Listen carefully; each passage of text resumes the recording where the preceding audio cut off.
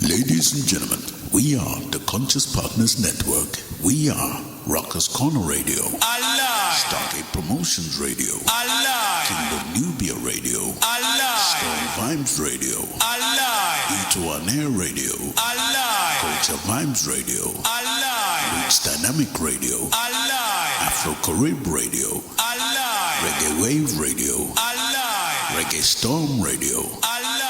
We are raising the awareness of artists across the globe. Alive.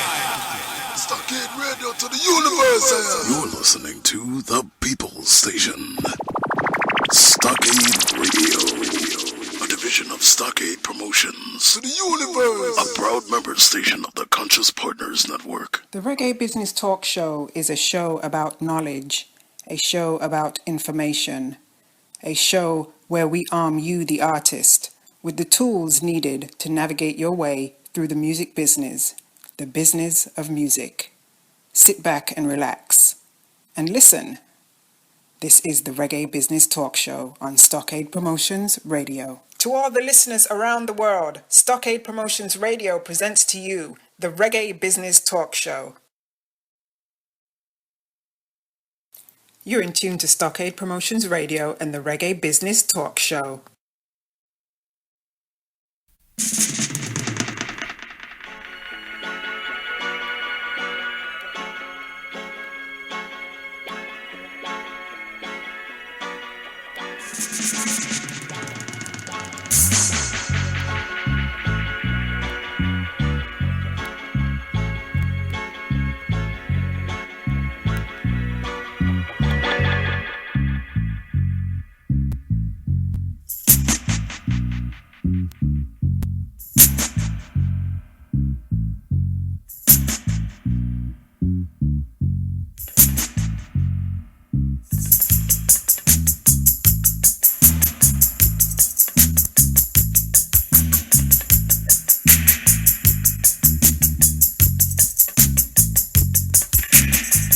Artist needing information on how to protect yourself in the music industry.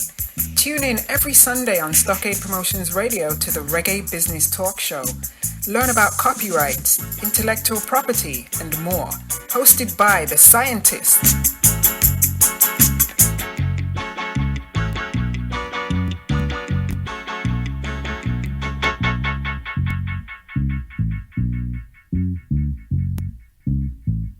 The Reggae Business Talk Show is a show about knowledge.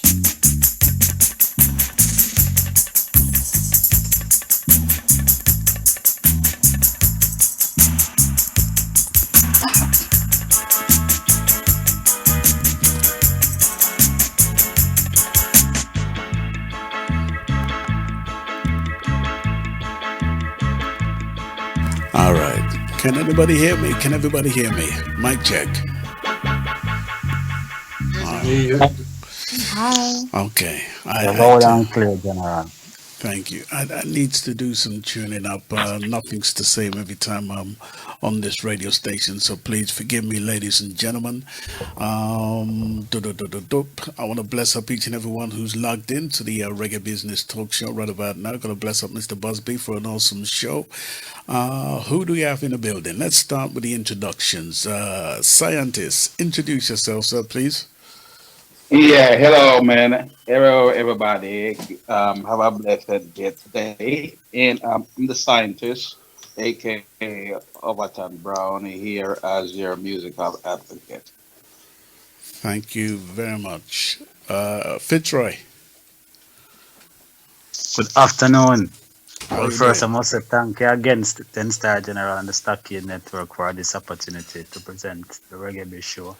My name is Fitzroy Francis. I'm Mindful 13 Records, CEO, record producer, poet, and a strong advocate for intellectual property rights. And I say welcome to the panel and staff. Thank you very much, Fitzroy. Let's come to Chris. Greetings, everyone. Welcome back. Myself and Kofi have a very small boutique record label, and we also act as a management support company for emerging artists. So that's my role. Thank you very much. Onward with the show. Lovely. Thank you. Let's come to Evelyn. Hello, good morning, good afternoon, good evening to everybody. If we have listeners from all over the globe, my name's Evelyn Germain. I work alongside realmusicfm.com in unity with General Culture and the Stockade Radio family to promote, expose, and support artists and events. Thank you very much. Yeah, I had to pause back then because I was looking at Skype and I nearly called you chocolate flavor. So, so I pardon don't me on that. mind. But Evelyn, thank you very much, and I'm gonna bless up the entire Real FM music group, the entire crew. Yeah, so big respect goes out to them. Thank you. Let's come to Sharon. Hello, everyone. My name is Sharon Bentley Payk, and I'm here to help Stockade Radio and the Reggae Show business to get the information across to the artists that they need. I hope we're doing a good job by doing so. I hope that we can help. Thank you. Thank you very much.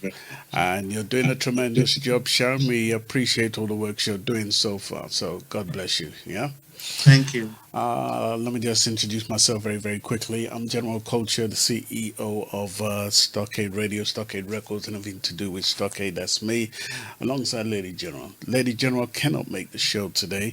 This is due to her son, who is extremely poorly. So our prayers continue to go out to Lady General. Okay.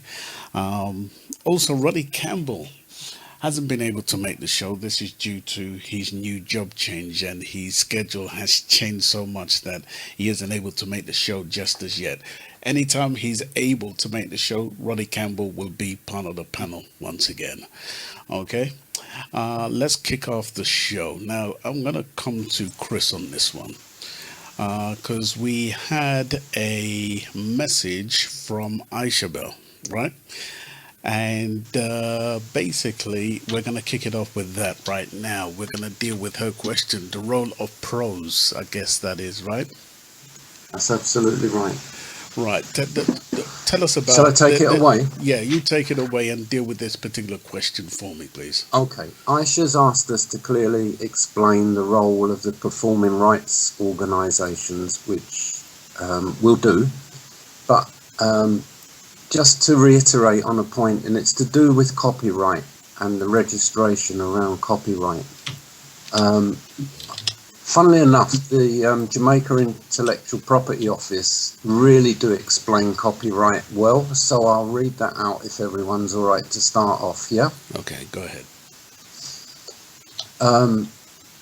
Registration is not a compulsory requirement to obtain copyright protection under the Copyright Act of Jamaica or any of the copyright laws of the countries that are members of the Berne Convention for the protection of literary and artistic works. To secure proof of authorship in the work, creators can mail a copy of the work to themselves in a sealed, self-addressed envelope by registered mail through the post office. The unopened envelope containing a copy of the work can be submitted in court of law as evidence linking the work with the person claiming authorship. This is an internationally accepted procedure used in countries that are members of the Berne Convention. So that's their statement, and it's very clear. Right. Now, there is actually, very rarely, I think there is in America, any way of registering a copyright. It doesn't happen in the UK. There's no legal office where there's a register of work. So we didn't want to confuse that with the performing rights associations and people thinking that they are a register of copyright, because they're not.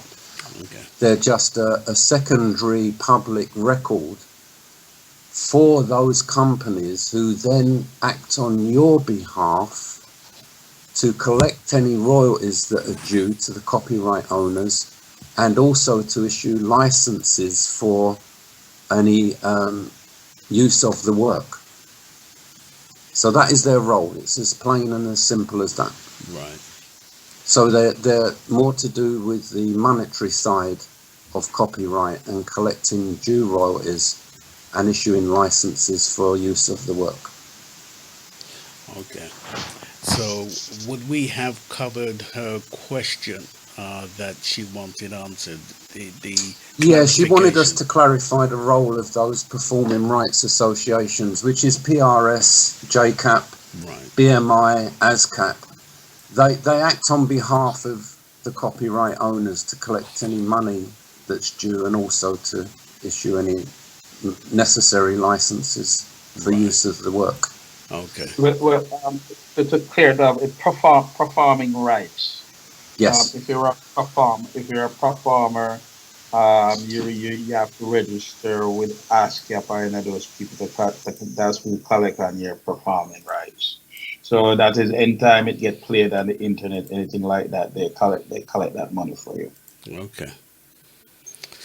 We also have a question from Abdul George, but we'll do that during the question and answer segment where we'll carry that question forward. Right, we're going to come to scientists because we're continuing with moral rights. Why are we continuing with this subject? Your question again, sorry, tripped out a bit. Yes, you're going to take us up on moral rights. Why are we continuing with this question? This Okay. topic, I should say.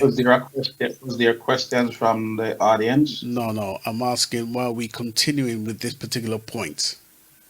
Why are we? Yes. Okay. A lot of artists don't know anything about moral rights. Hmm. And what moral rights do is to protect the integrity of the artist. For example, an artist may do a painting, and he might have sold the copyright to a publisher. Mm. The publisher takes that painting and put it inside of a porno movie, or an artist of a song, and the song put in some porno movie somewhere that the artist does not approve the release of it. On the moral rights, you have the right to object to any distortion of the work. And Right. Chris, you have up that stuff on moral rights, the one with let me see if I can find it. I can grab it. No, give me a minute. Yeah, but that's what that does. In a situation like what's going on now with me and Greensleeves, they think they can take a recording that the public knows for over 30 years, and then make because they have a court order against them, they're thinking, well, all of a sudden now we can just call this something else, and just cut scientists out of it, and then we do have to deal with him ever. We do have to pay him any royalty. Is ours, is ours, is ours, because the nonsense that they keep talking and they don't, and they're refusing to understand this era of the law. Right. Producers don't want copyright. Producers cannot assign right. Well, dubbed by Jonjo and Linval. Well, hey, Jonjo and Linval can't produce dub. Producers cannot produce dub. So they're going down this dangerous illegal trend because I don't know what lawyer have advising them, but clearly the lawyer, whoever advising them does know what law is. It's a big no-no. You can't do it because it's there to protect the integrity of the artist. Right. Chris, I just posted it. You seen it? You've posted the French one, yeah? Yeah. But that's when it first started. All right, let me I haven't got that link up. I'm still searching for the British one. I just sent it to you on the thing here on the Okay, the let me regular. open it up then. Yeah, but there are laws strictly against that you can't mutilate the artist's work, and especially if it takes on a pseudonym. Like for example, Scientist versus Scientist rids the world of the evil vampire. When you hear that album, you're not thinking about anybody. You're not thinking about Matt Professor. You're not thinking about Lee Perry. You're not thinking about Tubbies. You're not thinking about the person you're talking about. So based on those laws that pass, they can't just go and do it. and it carries serious consequences when they do stuff like this. But I guess if you don't know the law and know what to do, you would a lot of artists think it's okay to do. So on the moral rights, if anybody use your work in any way that distorts it in a way that you don't feel fit, you have the right to object to it legally. So let me take a simplistic view on this. Yeah, I'm gonna ask you from a green fingered point of view. Yeah, when Greensleeve originally got hold of these works, yeah, who was the person who made a transaction between maybe your studios and Greensleeves? Well, the producer illegally made a transaction to them, and the Right. producer legally transfer rights, and producer cannot transfer right. Producer, Is that huh? with or without your knowledge? Well, whether with or without your knowledge, the only way the rights can transfer, Mm, and ask Chris to read this from the Jamaica copyright law and what the mm. foreign content. The only people who can transfer a right is the people who create the works. Okay. I've got it in That front of me now. Okay. Go ahead, that's the Chris. first right. Go ahead, Chris. Right, okay, what scientist has sent, it says, this is from France. Moral right. Authors' rights enshrine the very strong link existing between authors and their creation as their personal expression by granting the authors moral prerogatives on their works. Characteristics of moral rights. These rights are directly attached to the author as a person. They are perpetual, inalienable, and imprescriptible. I can't even say the word. Perpetual right. Moral rights remain applicable after the author's death and even beyond extinction of the economic rights. The author's heirs may thus exercise their rights even when the work has fallen into the public domain. Right. Inalienable right. The author shall in no case whatsoever transfer the exercise of his stroke her moral right.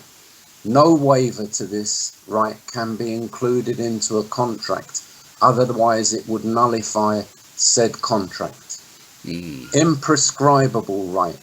For as long as the work exists, the associated moral right may be exercised by its author or successors, even if the work is not being used. Unseizable right.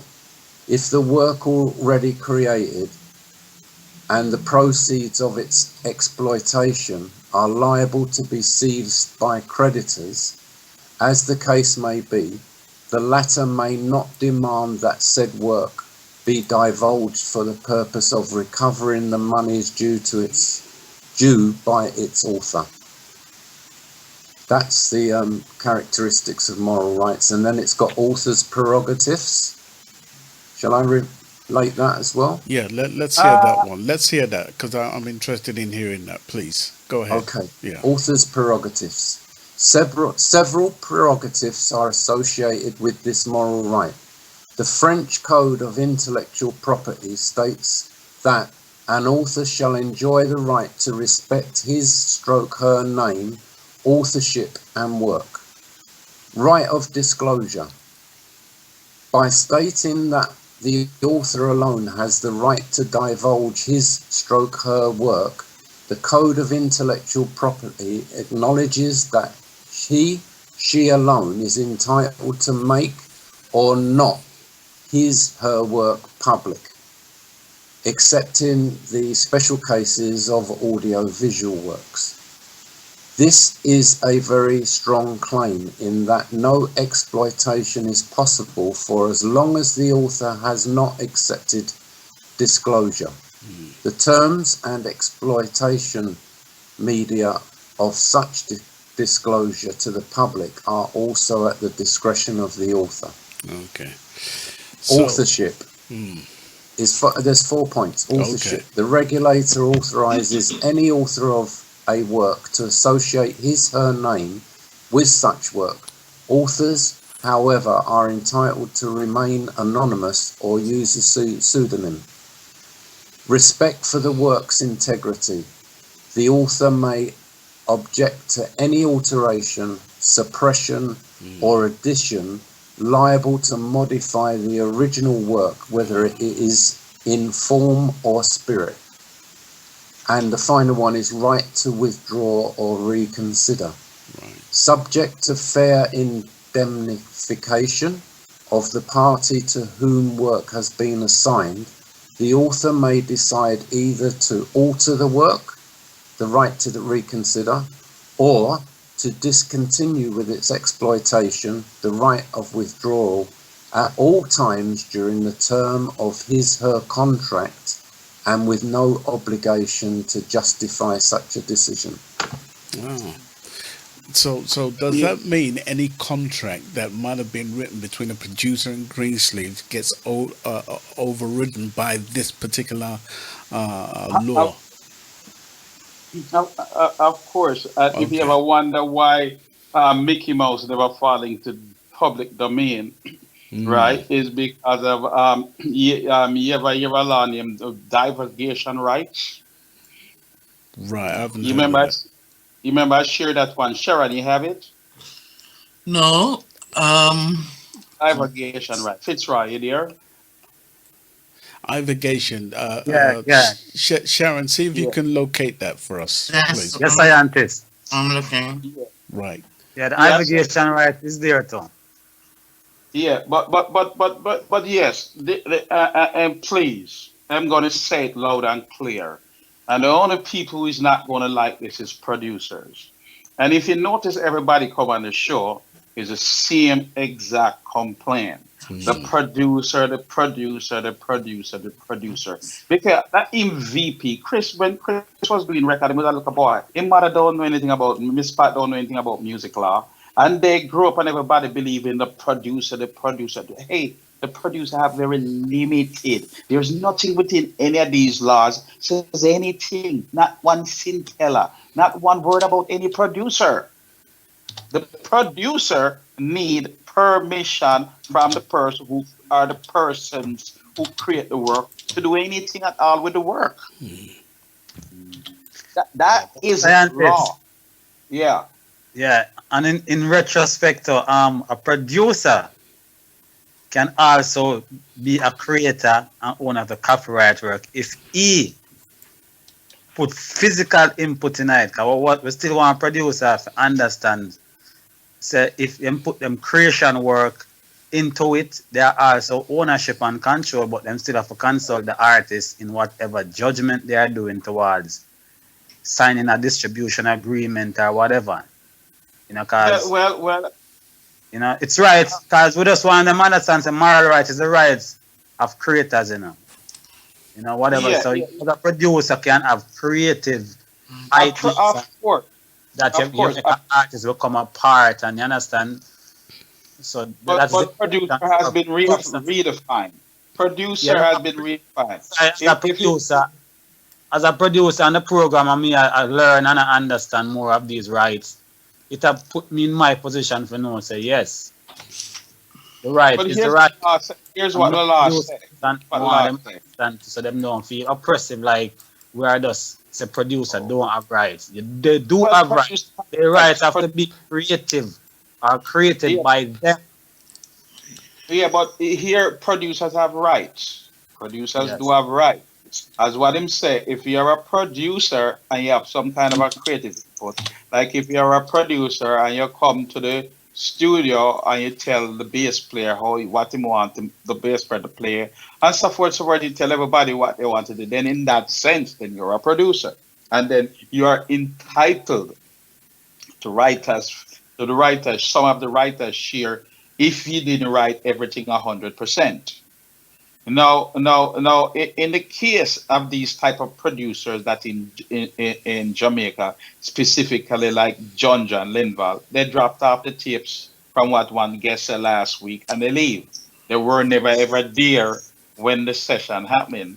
A lot of times they don't even pay the bills, so they're not even full executive producer. But hear what the law says, and it's not my words, producer, it's not me. This law been around from 17 something. The law says those who acquiring copyright must do so in writing.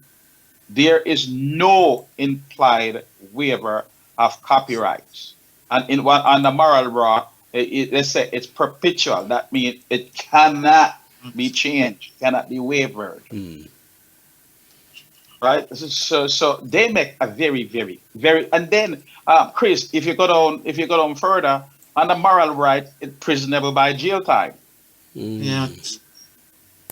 Oh, You could wow. actually go to jail for breaking the moral right code in France. So, That stands with every country. Huh? Huh? That stands with every country. It's Yeah, that's under the Berne Convention. under the Berne Convention, yeah. so Yeah, and scientists, England is a part of the Berne Convention. scientists, when a person Yeah. finds himself under this kind of situation, yeah, what can anybody do about it? What is the first thing they can do about it? About what? About when they contravene, yeah, using your works without your notification or letting you know. That's a surprise and a rocket that's going to soon land in front of them.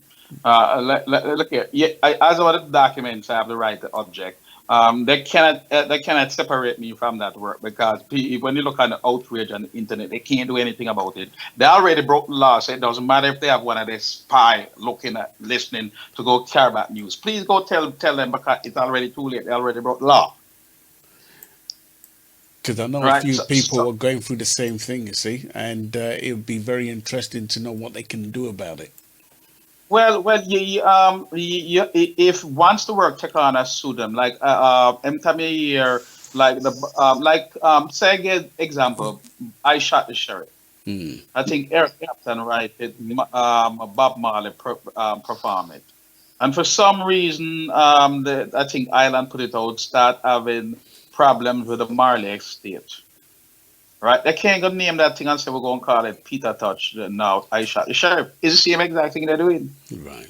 They can't do that. It becomes consumer fraud. And then guess what? To all the people who had that album before, right? And then you seen this new thing. It's like I insulted them. It's consumer fraud. So they put and stop it up. You know what? Oh, yeah. Hmm. Right? And it makes them look very, very, very bad. Who wants to add to this conversation? Can I just say something? When we're talking about moral rights, it's not applicable in the USA. They don't uphold that part of the Berne Convention. And their excuse for it is that they've got adequate laws of their own. Well, yes, them have one for the visual arts, and them have one. It's still come back and mean the same thing. I already looked at and that, and it has the same. They have ways how to treat that. Under the Lanham Act, them have something to treat that on the Lanham Act, and them have a next one. Them have several different ways to treat the exact same thing. Right. So the whole thing and every situation is based around with these record companies. I find this only going on in reggae. Seems to believe that the producer is king, and that's not law. Now, when you examine the reason why most of these producers are king, right, and they think the producer, imagine going to a Dan and telling a Dan, well, Dan, you're supposed to only get 3%. You're supposed to only get 3 cents, and you don't want anything. You already know what's going to happen if you try to tell a Dan that. I'm looking at something here. It's also a part of the moral right. As General just asked a question about what can somebody do, and here says remedies. If you think someone has infringed your moral right, you should contact them, possibly by sending a letter of demand. For more information, you can use. For more information, see the art law information sheet, moral right infringement and letter of demand. And it goes on to say, if a court agrees that an author moral right has been infringed, the author can get an order from a court for a public apology, B, a declaration of infringement, C, payment of money for the harm suffered,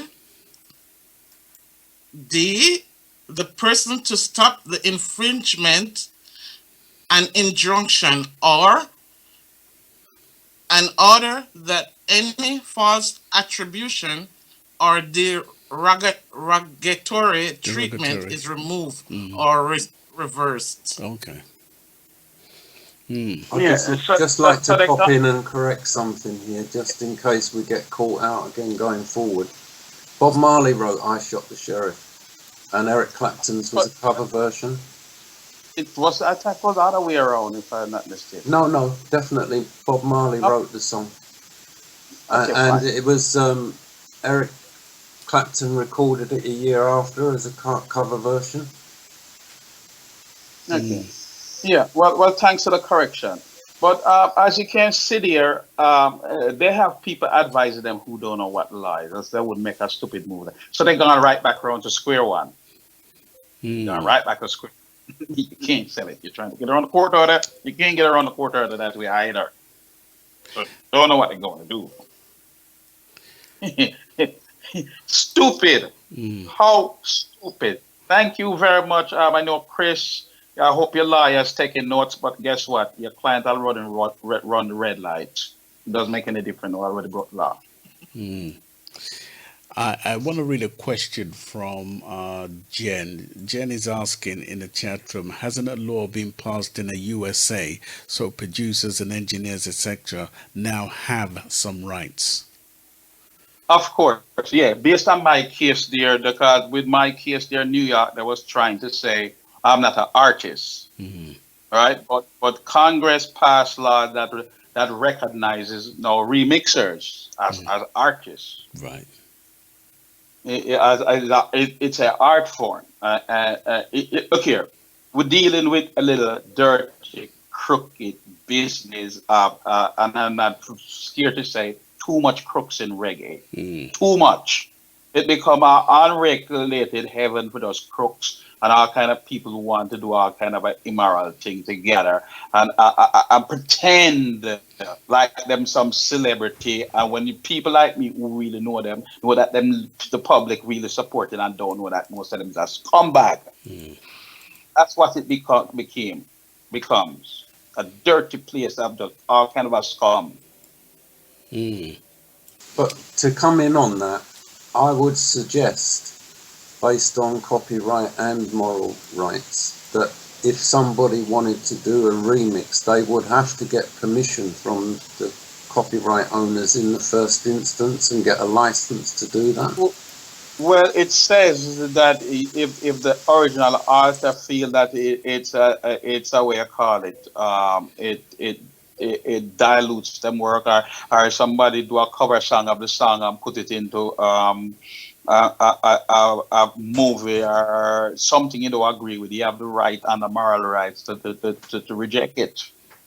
Right? And I think, Sonia, didn't I send you some literature on that's showing you an example of what happened with some, even though it was like a cover song they did? Yeah, so moral rights is very strict, is very blunt, is very straightforward, and there's not too much we have. A lot of times, like, it's harder than copyright.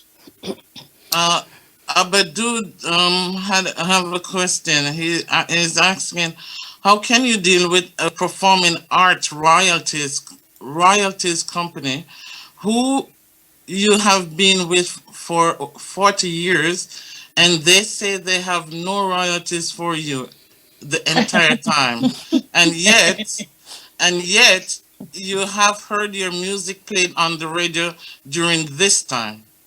During the time that they said they have no royalties for you. I know. I tell him that I am on his side, and it's a very important point. And we actually did tests where we played music, and we checked back with the performing players. They they said there's no money. Here's what's going on. It's like who is watching over the court system to make sure that the court is not corrupted? Who is watching over the police to make sure that the police behave themselves right? You have police watching over police, and you have the court system watching over themselves. Now, what they figure out that most artists doesn't know anything about that side of the world, and they also know, right, that by the time you have to go hire 10 lawyer, and they hire 500 lawyer, and them 500 lawyer tied up in the system, hoping to exhaust you legally, right, and you just shut up and go away, right? And one of the scams that they do is they say they give after X amount of time they give the money away to charity. But hey, if I'm running a copyright association, I can say, hey, General, you know what? Let's go start a charity over there. And all these stupid reggae artists who don't know that must collect the money and register. I'm going to pretend and give you the money, General, as a charity. And when you get the money, General, me and you will go somewhere on the North Shore in a ship, and then you give me my chunk at that time. This is exactly what's going on with them. I want to say something still. I want to say something to I want to strengthen the point on a different level to the science when you finish. Yeah, well, go ahead. Because I want to ask you to, because they are collecting agent, because don't get me wrong, a lot of people might don't get the money, but there's a lot of us who collect money, because the PRS, you're supposed to set up your bank account system, you're supposed to register your song them, you're supposed to submit your song them too, over and over again, because you have to understand the computer and technology will fail. So if you don't get a notification or confirmation, say, yeah, we have received your submission, artists, producers, and copyright owners are supposed to make sure these things are right. And again, to get paid, your song play up on the radio one time doesn't mean you have money, because maybe you have cents per cent, like maybe some cent. The collecting agent, they're not going to use their resources to just collect 1 cent or 2 cents. So they monitor thousands of ears play. Thousands of airplay from various radio station and network to accumulate to pay you. So it is important that an artist who is a part of a performing rights society, he make sure he submit him song them over and over, and make sure the title them are corrected and right, because sometimes there are other things going on too. So I just want to make them know that said other people is collecting them check. Because my PRS, I receive my PRS check. It don't even come to me. It come to your bank account, because you go online, you set up your thing, you submit your CAE number or whatever affiliated you are. You submit your number, and that number, no one can collect money for that number once your name and what you do is your submission is right to your performing right society. So whosoever is not collecting, get it right. Submit your thing again to the peer. Submit it again to them performing rights society. Make sure them get a confirmation email that them thing is submit, and them and them push them thing. Them don't relax. Not because you're signed to a performing rights society means that no, you something you have to push them. Find out in every 3 months or every 6 months. Do you have anything for me or whatever? I say you ask them, because the territory is great. It is big, so you have to know where the money is coming from too. And they will tell us that they collect it from Europe, whatever, But again, so if you're an artist, but if you're an artist, and then again, this is only based on performance. So if you song, what as him said, play 1 time of the year, them not gonna. And this is also this is where I don't cut a scientist, and this is the importance of submitting of a set list too, because not just about radio play, make you collecting money for performers. It's for anywhere that you perform. It's for live shows too. Its submission is very important for who is not collecting money. Go ahead, scientist. Yeah, so I agree with Fitzroy. You must check it. You need to, if you move, you need to see if them have your updated address. If you change bank, you need to make sure them have your new up-to-date bank record. And I'm not going to spend 50 cents to mail a check that won't cost them $3. They're not going to spend $3 for mail a check for 50 cents. Most of them is, I think you have to go past $100 before they even consider mailing a check. Right. Anybody want to add, subtract, or say anything before we move on to the next topic? Yeah, I'd like to just reiterate something that Chris said earlier with regards to the right of integrity, because I think that's important, because I think a lot of the artists don't actually realize a lot of this stuff because they either haven't been briefed, or the managers don't know, or they just don't know where to look. So I think I'll just reiterate on that just a little bit. It says the right of integrity, and again, sorry if it repeats some of the stuff that Chris has already said, but it's just, I feel it's important. Yeah. The right of integrity protects authors from having their copyrighted works altered in such a fashionable as to constitute a distortion or mutilation of their original work, or in a way that harms the author's reputation or honor. Cases vary as to how the right of integrity should be interpreted. Some judges saying that distortion or mutilation should be taken to the part of the wider clause on reputation and honor to avoid subjective decisions, and others interpreting each clause as distinct types of violation. The right to object to false attribution protects individuals from being identified as the authors of works they have not contributed to. Unlike the other moral rights, it exists only for the individual's lifetime and the 20 years after death, not for the full term of copyright. The United Kingdom's law on moral rights has been criticised for failing to correctly implement the Berne Convention for the protection of literary and artistic works, and for being unreasonably narrow in the types of creative works it covers. So these record companies have been getting away with blue murder. They are getting away with blue murder. And you know what's really irritating is that there are a lot of artists out there who don't know where to turn, who don't know where to look, who don't know what keywords to be putting on the internet in order to find the information. Yes. And their managers don't know. And where do they turn? They seem to be frightening. Well, yes. They seem to be frightening the artists with ambiguous words. Absolutely. Yeah, but here's one thing artists must put in their contract.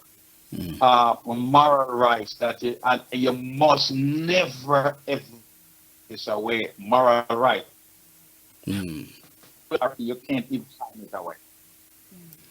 And the key thing is always to get someone to read over your contract. Well, yes, you should always get a lawyer to read. Yeah. But if your lawyer come and tell you we have your moral rights, start looking for a new lawyer. Yes. That means you don't know what he's talking. Yeah. Right, and then the next one is a guyverization rights, mean that after the artist pass, you can leave your heirs, like your kids, the right to enforce your copyright. This is why most doesn't fall in the public domain, because they know their lawyers know about that same right that I tell you. Did you find it again, Sharon? No, I haven't find it. I was looking for it. I haven't find it. I sent it in that list I think that I sent you earlier, you know. Fitzroy. Okay, moment. You sent me this, but I haven't seen it. It's inside of the Skype box inbox. Where is a scientist? Yeah, I was telling her telling you where to locate it. Yeah, but you wanna we need for research the rights, because that is the next important rights you have to go define in its entirety, like moral rights. So we threw up on moral rights, we want the program run, but that's rights because we have to rewrite the contract, the agreements. These are rights where artists must implement, create them own agreement then with producers and whatever. Moral rights, indulgent rights, and copyrights, all these rights.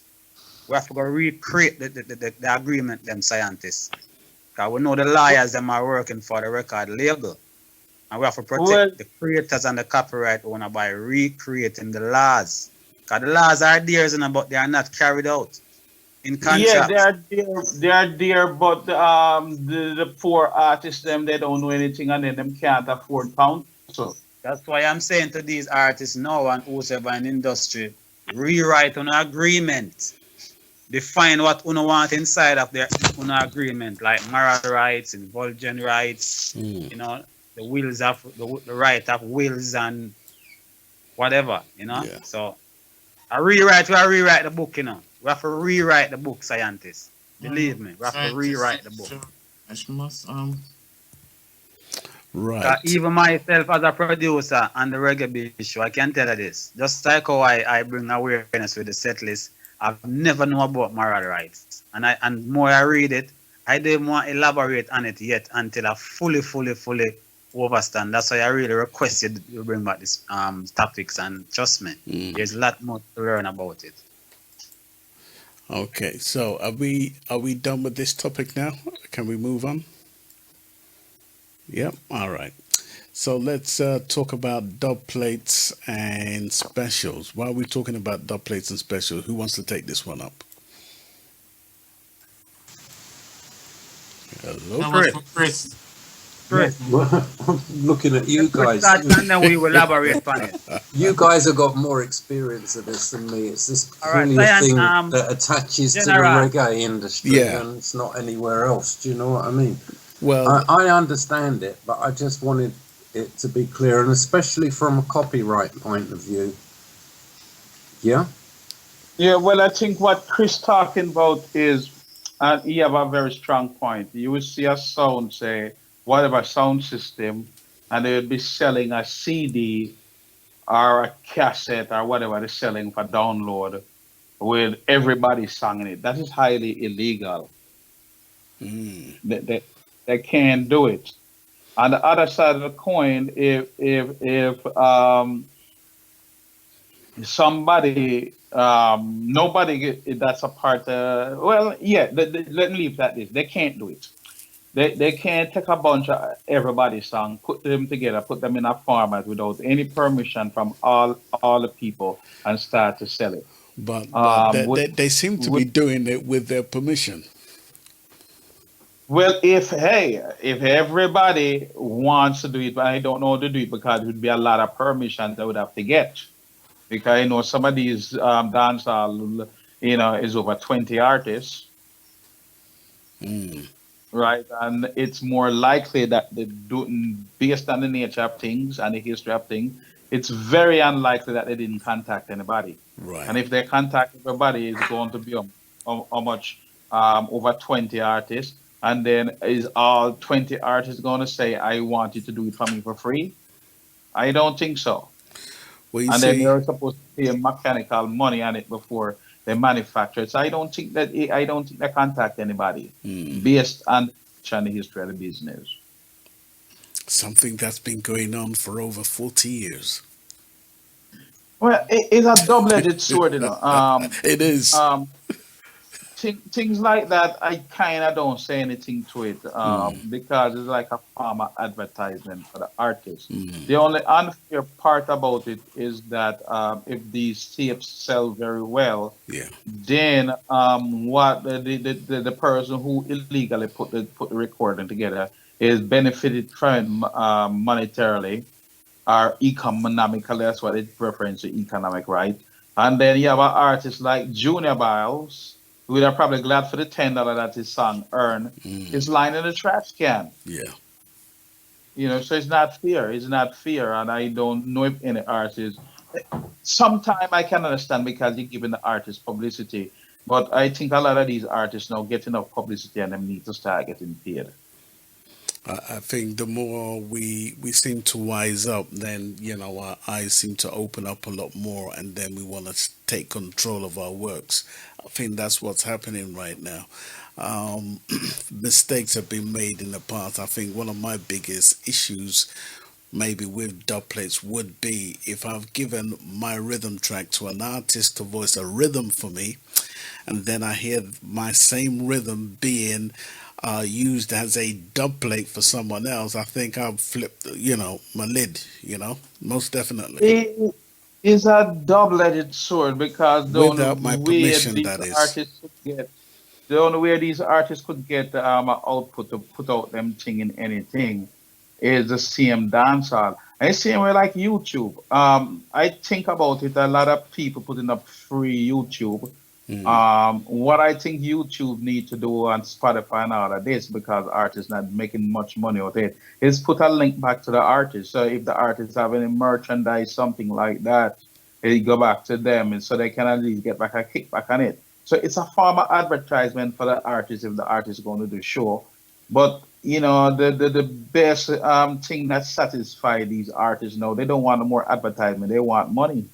They need to get Okay. their money.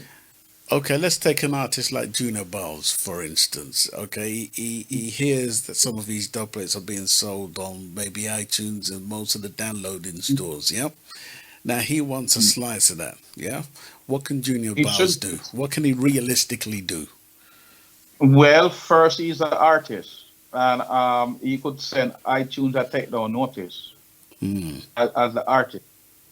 And if iTunes doesn't take it down, then iTunes make themselves a party to the lawsuit, Hmm. because not the producer. The producer goes, but I'm the producer. Well, where's the contract that say I giving you the right to do it? Because here's what the artists have a lot of power in these things. You can go as a producer and spend $10,000 to develop an artist to make a song for the artist. And then when the artists go home, the artists hear the song, the artists realize them was in them right mind when they was making a song like that. And the artist can object. By after even that, even though you have a contract with the artist, you still need what they call a release form, Yeah. meaning that you satisfy the content of the song, you Right. approve of every part of the song, right? And now you're releasing it. Right. Yeah, isn't that exactly what where moral rights come right back into it? Well, yes, because if when you produce, if a producer, say produce a song, you go to the studio, the go to the studio and just sing no, no, no, Mm-hmm. right? And then she go home, and then him get somebody else to sing a next verse that just put her in a position, a immoral state where it could be in a porn movie, something that she doesn't agree with, that she's going to be attached to. She has that right to object to it. Right. Exactly. Right. Abdul George, I will put his contact in your messenger. Yeah. So if you look at in your Facebook messenger, you'll see where I put the link for scientist. Okay. So there you have it. Anybody else have anything to add to this Yes, subject? General, sure. Oh, that's too loud. Hold on, And the hold on. aspect of dub plate, cause as I say, you will get artist a rhythm. Cause sound system dancehall is the derogative part of our industry, where a sound man want you sing about killer sound and killer boy, and the most derogative part of the music. That's where you find dub plates and you know. So if even do these derogative words or concept on a man rhythm, it's also a violation of his moral rights, because So, you don't approve here a man a sing about kill a man and I mad and this and that and whatever derogative way upon your rhythm in dance in sound system, which sound man Yeah, pay artists. your phone breaking up, Fitzroy. I think the volume too loud, so it's breaking it up. Eh? No, well, yeah, you hear me clearly now. Yeah. yeah. Go ahead. So yeah, just keeping on the aspect of dub plate, because I know the dub plate thing is it's Chris raised it up and I really think about it, because the first sound system really I ever see released an album with dub plate was Stone Love, which Right. was like years ago. And I know other sound system follow suit, but once they are earning from it, then their earning must be there for the copyright owners and the creators of the music. Most of the lyrics, them maybe the sound man get the artists them sometimes to sing what them want about them sound. So that is another aspect of it. But for the mechanicals, I think there's supposed to be some compensation. So Well, because the artists earn from it, Because remember, artists, I'm going to pay artists enough money for the dub plate. So him getting money, all right. But what I'm to the rhythm now, where maybe scientist rhythm, we are playing the dance hall. How does you get earning from that? that's going back to what I hear Jacob doing now. They're going into the dance hall, and I hear them inspecting that, and now the way I call it, the sound system after handing a set list. Right. Is that right, Fitzroy? Yes, I think so.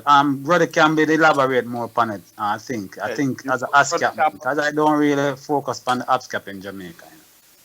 Yeah, So well, I think from what Robert Roddy was saying that them know after honey in set list. So if your rhythm is on the set list, then yes. But the problem in reggae is once you do a rhythm and it hit, then everybody has got and do over the same rhythm without any consent from the person who originally did it. So when the JCap people walk in the dance, I mean, 20 different versions, and them they might know who to give what money to, or they might mix up the money. Hmm. Can I just pop in for a minute and make a distinction between dubplate and special? My understanding of a dubplate is that it's a unique sound recording that someone's been given to lyric so that it can be used as an exclusive sound system product. Yeah. Now, first question is, from my understanding, most artists don't register their lyrics against that sound dubplate because I No. think they assume because they've been paid a certain amount of money and it's been said that it'll only ever be used for the sound system, that there's a certain security that they've been paid and that's the end of it. But But that's because they don't know the business, and as where you're leading to, every time that song get played in a dance hall, and because yeah, so it needs that to be recorded, yeah, registered for be that recorded purpose for alone. But for that the, purpose alone, right? the thing with specials is, my understanding of specials is that you might well, someone might well be given one of your tracks and asked to voice it or to do a call out across it or to sing the original artist's lyrics across it, which is again, that's about you. So supposing that was one of your rhythms that was being used for a special for a sound system, you know, you would be expecting to get paid for the use of your sound recording, wouldn't you? Well, yes, nobody don't wants to know that somebody's making some money off their product, and the person who made the product is not getting paid. It's not fair. But who is going to fill out all this paperwork, and who is enforcing the law?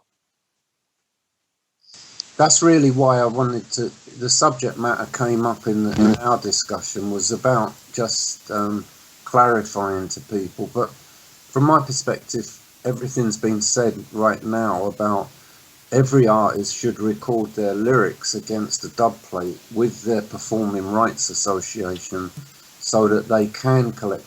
And also, they have a right then to claim if it's released on an album or anything like that for royalties Let for us that as well. just be a scenario. Suppose some artist, which we see that now before, some artist come up with some slang, some phrase, some something, and he originally did it for a dub plate. Now the guy who he did it for the dub plate, he think, well then I pay Roy for this session and I own it. Legally he don't own it, but if Roy didn't register the song, because whatever lyrics become a household name, then more than likely the guy that run the sound system again going to more than likely be an ex Don, a literate clown. He gonna believe that I paid for it and I own it. You see, that's the wrong mentality that's within this thing with reggae. I paid, so I own. That's incorrect. Copyright is not about the person who paid. You could have paid money from one planet to the next planet. It's not yours based on law. You don't be it cannot a copyright cannot be assumed. You assume because I paid bill that I own it. That's not how it works. Right? The only way you lose right of anything that you own, you have to sign it away. Now, why do they need it to sign away? Well, they don't want my grandson saying to your grandson, my grandpa didn't say that. Hmm. They want a paper trail. Just like every time you have a car and you sell it, or you have a house, every time you sell it, it leave a paper trail from the builder, if it's a house, and if it's a car, from what the manufacturer, all the way to the junkyard. Yeah.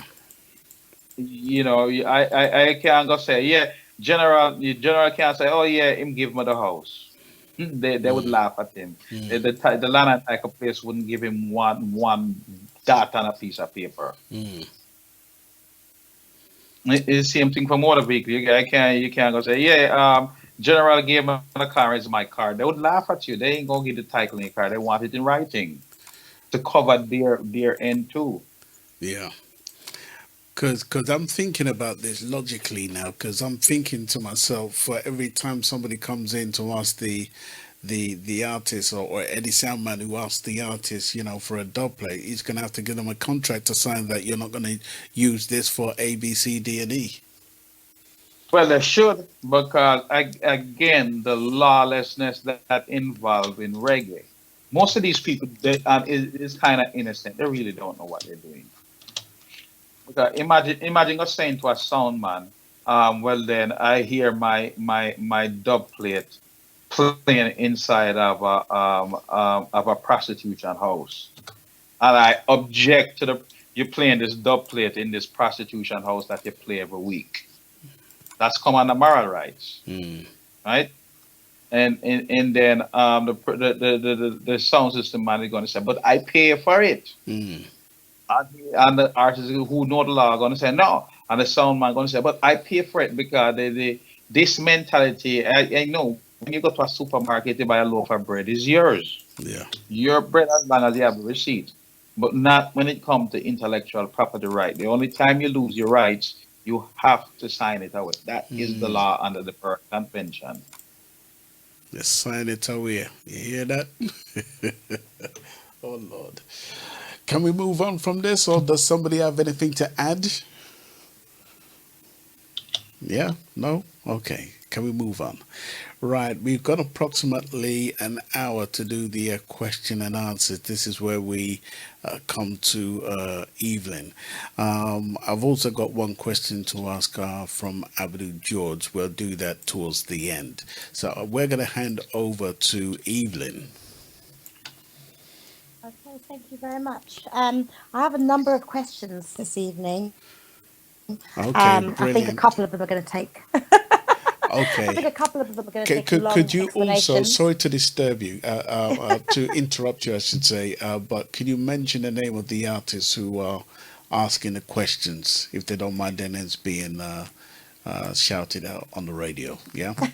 Yes, of course. Thank you. Some of them, for legal reasons, would like to remain Not a problem. anonymous. No problem. But Yeah. for the ones who have agreed, I will definitely mention their names. Brilliant. Okay, so first one is the lovely Wendy Walker. Oh, She brilliant. kind of touched on this last night, and so I had a chat with her again today, and she asked me to definitely ask this question. So here it is. Text reads, does a PR company that is not appointed by the artist or the manager have the right to post the artist's music on SoundCloud, etc., as a free download? No. Okay. Let me see if I understand. She's saying somebody who she didn't give any authority, regardless of what the person called themselves, regardless of what if they have a right to post it without the artist's consent. That's exactly right. Yeah, nobody can post anything that anywhere or use it in any shape or form, especially if it's unreleased without the artist or the person who created consent. Okay, that's lovely. Well, it has been done. It has happened. So what can she do about it? Where is that? In America? In the UK? No, they can do it through SoundCloud, Evelyn. They raise a copyright notice against it. So if they raise a copyright notice against the song... Yeah, they report it to SoundCloud as breach of copyright. Yeah. And SoundCloud will pull it down. Right, Yeah, because so they need permission, and the question is how to stop it. That's why I ask you what country. But most country, you have to send a cease and desist. You have to put them on notice, and then what you should put in the notice after receiving this message or this notice, anything after this is willful violation. Because you have to tell them first that I'm violating, and then you go at it. SoundCloud are normally pretty good on this, Evelyn. I would suspect that it's because it's not been released or published that they can't recognise it through their electronics. Right. So if you take a situation even with myself and Kofi, the stuff that's been released on our record label that's published goes on our SoundCloud account. Now, we also make sure that Kofi puts it on hers as well, and she'll get a notification from them saying that this song is published and owned by Coffee and Cream, and they ask for her to get something from us to give her permission to upload it as well. Right. So what we normally do is do a standard reply that can be sent to them saying that she's the performing artist on the song, she's also the copyright owner, and we fully endorse her being able to place that on her site as well. Okay, lovely. Okay. Does anybody else want anything to add to that before I ask the next one? Go ahead. Okay, so next question. This artist would like to remain anonymous for legal reasons. Where can an artist find a PR company or agencies that can take on reggae artists and actually get them shows? I'm not sure if I understand what the question was. She wants what? The question was, basically what this artist is asking is they're not getting shows, basically. Very good artist, not getting shows, wants to know where can they find an agency that will take them on or a PR company that would take them on in order for them to get shows. Is that even possible? Well, you can always pay a PR company to talk about you, but getting shows, you have to show that there is a demand for you to get shows. You have to go find a booking agency. I don't know, where's the artist? In the UK. Well, try and find what type of music. In reggae, electronic music. It's reggae music. Yeah, find a booking agency. You need to look for a booking agency. But booking agency only going to want to take you up when you can show numbers. If you're not showing any shows, have no history of shows, and they don't see a dollar sign or a pound sign, they might want to pick you up. Right. Okay. So I have a question from Gary Revelation Dixon. He's a percussionist, not a singer, but an artist nonetheless. His question is, why are USA reggae artists and Jamaica reggae artists more accepted in the UK than the UK reggae artists? Why is Jamaica artists and USA reggae artists more accepted here in the UK than UK reggae artists? Well, let's see. It is like here in America, over there in the UK, even a taxi is a Benz or a Mercedes, right? But if you say a taxi as a BMW or a Mercedes, you're going to say, wow, what kind of taxi is this? Because taxis in Germany is Mercedes Benz, right? Yes. Yeah, is right, but it's not a big deal over there, right? Right, but when you come to America here, you don't see no taxis that is Mercedes Benz or BMW. Kind of like, it's like this. How they say it, a man is never accepted in his country. Again, if anybody knows, you're more. If I see you becomes local, and people are always trying to look for something foreign. Okay, so are you saying that basically it's like somebody who lives in England won't go and bother looking at Big Ben, whereas somebody from the States will be dying to see Big Ben? Yes, exactly. I'll tell you what, Evelyn, you know, we're here and we have the same problem as you. There's the event organisers, I'm not saying promoters, the event organisers won't invest in their own artists. Well, it's local bands. It's the same thing here everywhere. In California, they would call an artist like that local artist. Yeah, and even if they are included on a bill where it's a main Jamaican artist or someone else, They're down the bill. They're not put up in the headline stakes as along with that artist. And it's all about how big you are globally and rather than nationally. I think if you have a good team behind you, you know, you can definitely work wonders, and it's going to take some guts as Well, well. example that is UB40. Say that again. Example of what you just said is UB40. Yeah, but they're international. They're international, Yeah. but you They're see, not. for That's the big distinction. Anybody who's international, has broken internationally from the UK, doesn't have any problem. It's the Doesn't have yeah, you know, it's not, and it's not just UB40. There's a whole range of artists' names that you can call out that have scored hits in America and have scored hits across the world. They're obviously looked on as international artists rather than local artists. Yes. I think at the end of the day, but money is the name of the game. Yeah, you need money to promote, money to invest in the artist. Unless you have that good sponsor, sometimes it's like climbing a steep hill. You know, that's how I see it. You just gotta have that money behind you. Somebody like Estelle, yeah, who is from the UK, is doing wonders in the USA. Just recently, I saw her up on stage with the likes of Gladys Knights and the Pips. I mean, how does a person from the USA share the same stage with somebody of that nature? You know what I mean? So, I think connections and money.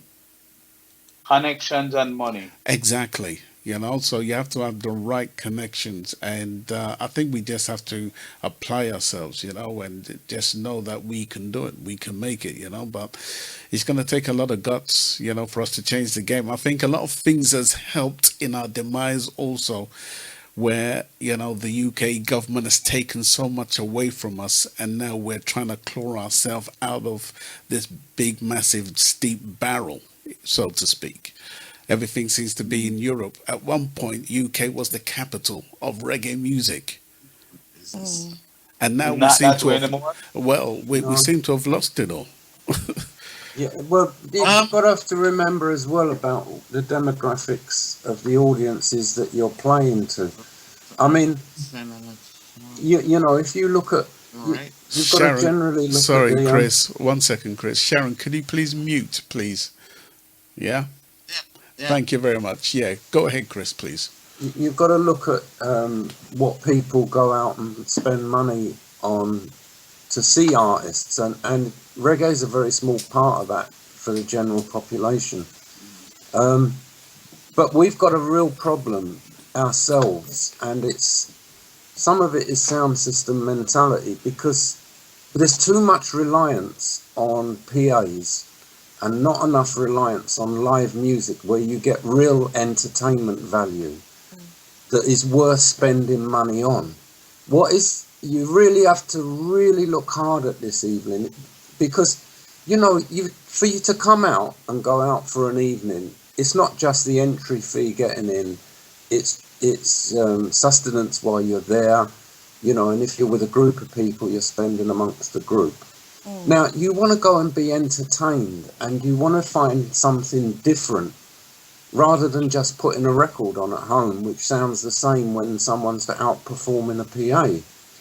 And we've got into this. If you really look hard at what's happened to the reggae industry over the years, the support of live performances and live bands is abysmal, absolutely abysmal, unless it's a visiting international artist. Yes. Yeah, and part of that is also because of this obsession of getting as many artists as possible on a bill to be better than the last one. You know, rather than investing in those artists that can put a show on, maybe just 2 or 3 of them can put a full 3-hour show on and entertain the public at the same time. It's a really big problem. Well, more unity in the reggae business. You know, one love. Absolutely. I think there are lots of artists today who do not really want to do a PA. They'd rather have a live band behind them to give you proper entertainment value. but nobody's, like Chris is saying, people are not willing to invest in that. People are not willing to pay their money to see that. Well, actually, no, that's not true. People are willing to pay their money to see it, but the promoters, the event organizers, aren't willing to put shows like that on because it's cheaper to do one where people are just singing alongside a PA system. That's a cheaper way of doing it. But I think we as the public appreciate a live band much more because that is proper entertainment value. But Yes. it's hard to find that. It's really hard to find that. I, I remember. Well, Go ahead. Sorry. go ahead, no, Evelyn. no, go ahead. No, I was just saying. I went to a show not that long ago, latter part of last year, where it was all PAs, and it was a lovely show. It was really nice. We were dancing along, but it was like we were at a party, and the artists they weren't miming; they were singing live, but it was nice. I went to Wendy Walker's launch where everything was live, big band behind her and everything, and that was amazing. That was better than just dancing along with the PA system. We need more of that. We need There, much more of that. That's entertainment for you. there's nothing that replaces a band, but Mm, when you look at what causes it, you bring in a band from me. Well, you have 10 visas to look about. You have 10 hotel rooms, and you have 10 different instruments that you have to get for everybody. So by the time you look, the band cost between visa, airfare, mm, hotel, and everything, mm. wow, it's one artist is $20,000. Yeah. You've got to So encourage. We've got to. That's funny, really, because I've replied to something in a group on Facebook today on exactly this subject. Where they were talking about what's happened to the state of the music industry, and you can tie a lot of it down to the lack of encouragement in live music. You Mm, can go all the way back to schools, all the way back to the school curriculums, after school activities, Yep. everything. And you've got to really go back to basics, because if you take a UK artist touring the UK, if there are enough bands that are of good quality in the major cities or the major centres, there's no need to move a band around with you. You can encourage local working if you've got a band that's there that's capable of doing the necessary backing for the artists that are performing on the night. And we've lost all of that. That's all disappearing. And well, part of it is down to the digital medium and digital recording and this and that and all the other. Because if someone sits in their front room making a rhythm track out of loops and everything else, there's no live band to even start with. So it's a whole mental change, and it's a whole. We really do need to see some proper investment in this, and um, but the other part and of event organisers that are willing to really support it from a live point of view, an entertainment point of view. yeah, but I can tell you something, Chris. Me personally, right now, I know a lot of people might say, "How could he?" But to tell you the truth, Chris, some gigs I rather go do them by myself. Why? I don't want to, but based on what's going on, I rather go do them by myself. Why? Because I'm telling you, within the reggae community, you have like say a white band here from California. They were promised say 4 rules, but something changed where two people might have to double up for one night. Without the white boy band them they would jump and they get in, everybody would probably share and everything. Oh, some of these reggae guys, oh God, you can't wait to get off tour with them. You can't wait. It turned into this big miserable fight with them. Me not share no bed with no man. Huh? Me not share no bed with no man. Yeah, that's Yeah, how but them is. do you see what I was saying there? Yeah. Because you don't have to even think about hotel rooms. Yeah. If there are good It's bands in part, all the major it's a good centres, band.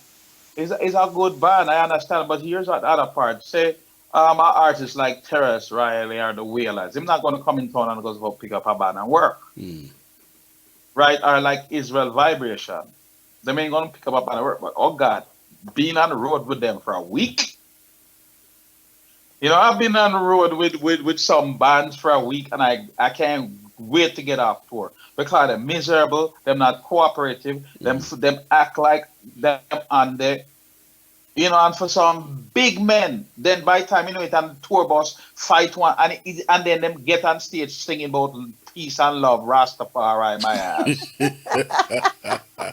It puts at them. And you're trying to fix problems. If the problem is in the transmission, don't waste your time looking in the engine. You won't fix the problem. So the problem, why is it part of this reggae thing going, is them. Is them doing it, them doing it to themselves. Because there's no one love with them. Them sell out them each other. Everybody want to outdo each other. Everybody want to play louder than the next person. And there's no one love with them. And it's them is the main reason why this reggae thing so stagnant. Not let them really become a one love, then reggae will be on top if it was really one love. But what we have a whole bunch of outlaws. I'm hiding under the umbrella of music. And to be frank, I'm sorry for a lot of these artists. But to be quite frank, it's like it deserves not to go anywhere better than we're further. Because imagine some of these guys, them can barely fill a place with 300 people. They imagine if them could have full a stadium. You couldn't control them. Them gonna think them larger than life. Yeah. You know, Bob Marley, him rightfully deserve what him get because he never changed. He's the same person all the way from in the ghetto. Then time him become this big international star. Anybody who knew him, the man never changed one day. He's the same person. You can sit down on the sidewalk and him can eat a part if the man change. Some of them, oh God, please God, keep them little bit as them is because you can barely control them now. And this is the thing, you know, because I'm wondering, you know, over the years, we're now in an industry where maybe other people no longer want to work with reggae artists, making it incredibly difficult for emerging artists to even make headways. It's part of that too. It's part of that the reason because I use a scenario, right? Like again, me and Lee Perry we in tour in the UK. Something happened where it was a mistake with the rooms and it was like one room short. Okay, let's just split room tonight. A reggae band, some of them, oh God, please. And Fitzroy if you want, he can talk about some of them. I couldn't wait to get off that last tour with them, Fitzroy, because it's pure misery.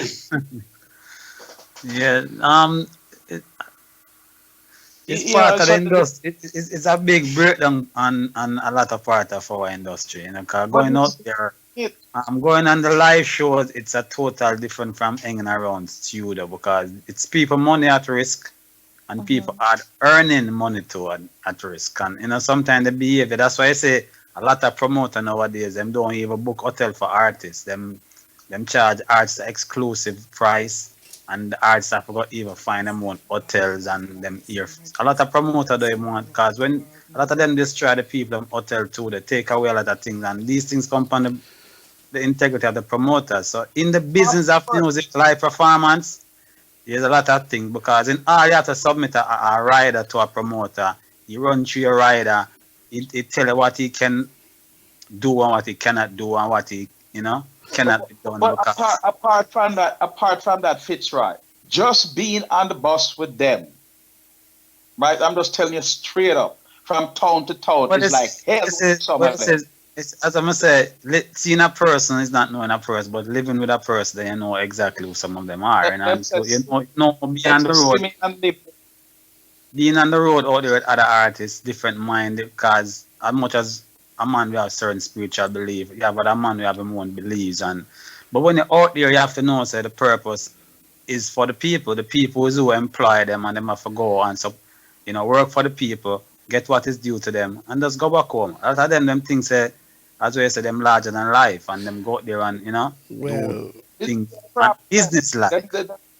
Destroy the I want something to Evelyn artists in UK because even Jamaica and America, a lot of artists go through the same scenario. Once your local people look down on you, but what artists must do, artists sometimes have to do extra curriculum thing like even go on the road, promoting yourself freely. Again, The promoters are the owner of venues and say, listen this, you don't have to pay us, but we will take ourselves there and whatever the gate. Maybe if I have one person pay come see you, work like it's 100,000 people in front of you. I see that one person, gonna say, man, I saw that guy last night and he's great. And you video those things on YouTube. You have to promote. It's a live for show right now. You have to document what you're doing. Do even a live performance show up on your own and document it. You heard that thing what Poplar? You remember that article that Poplar Fabs right? Weren't you telling me about that?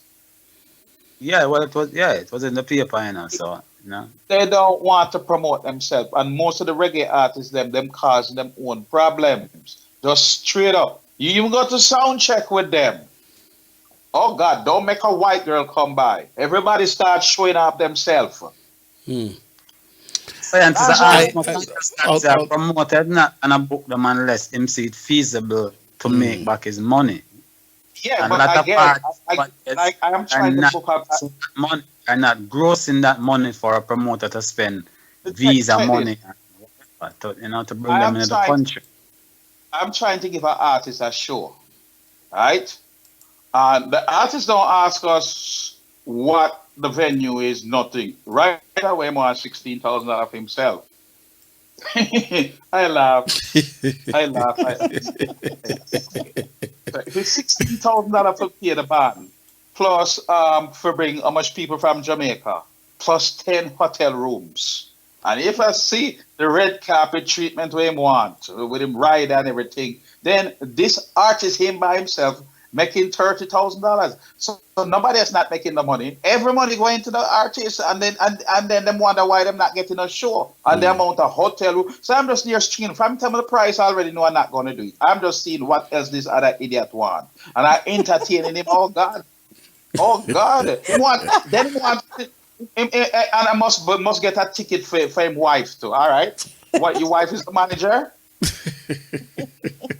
Well, I want to come back to Evelyn's question because I mean, how do we advise this artist? How do we advise him properly? I mean, and what was this question? You want to get gigs? He wants to get gigs, basically. What does he got to do? Nip it in the bud. Well, here's what. I'm still mixing records for people free. From day one, I've been mixing records for people for free.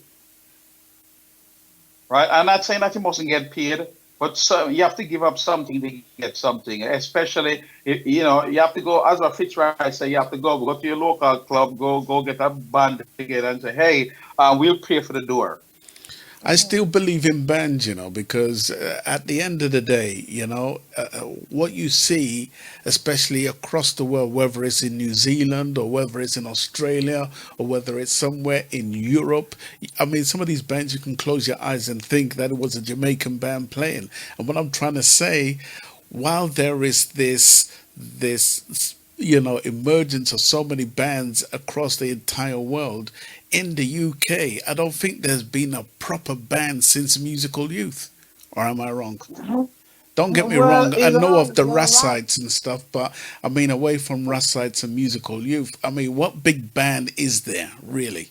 Well, going back, when we're just on hold, right? And you're playing all that music, I don't remember who some of the people is, right?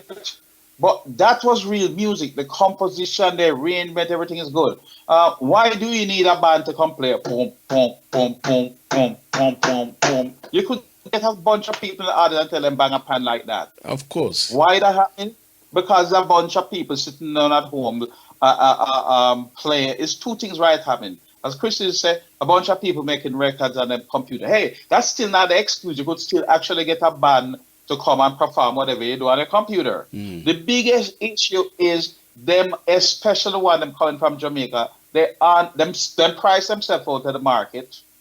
When them come, it's pure problems with them because I've been on the road with a couple of them. It's pure problems. There's no one love with them. Everybody hate everybody. Everybody envying. Hey, I'm on a group on the road with a band. And people from all over coming, oh man, sign this album for me, sign this album for me. I'm a shy person, thing like that. I just really want to engineer. You know what the artist said? Hey, is you are the star or me? Mm. No, you the star, you the star. Diva. When I go into my room, I have more people going into my room want to hang out with me. And you know what happened the next day on Van? Vex. Puff up face. Screw face. Listen, Evelyn, I hope we've answered No, your no, question to a stay degree. for a minute, General. Stay for a minute? Okay, go ahead.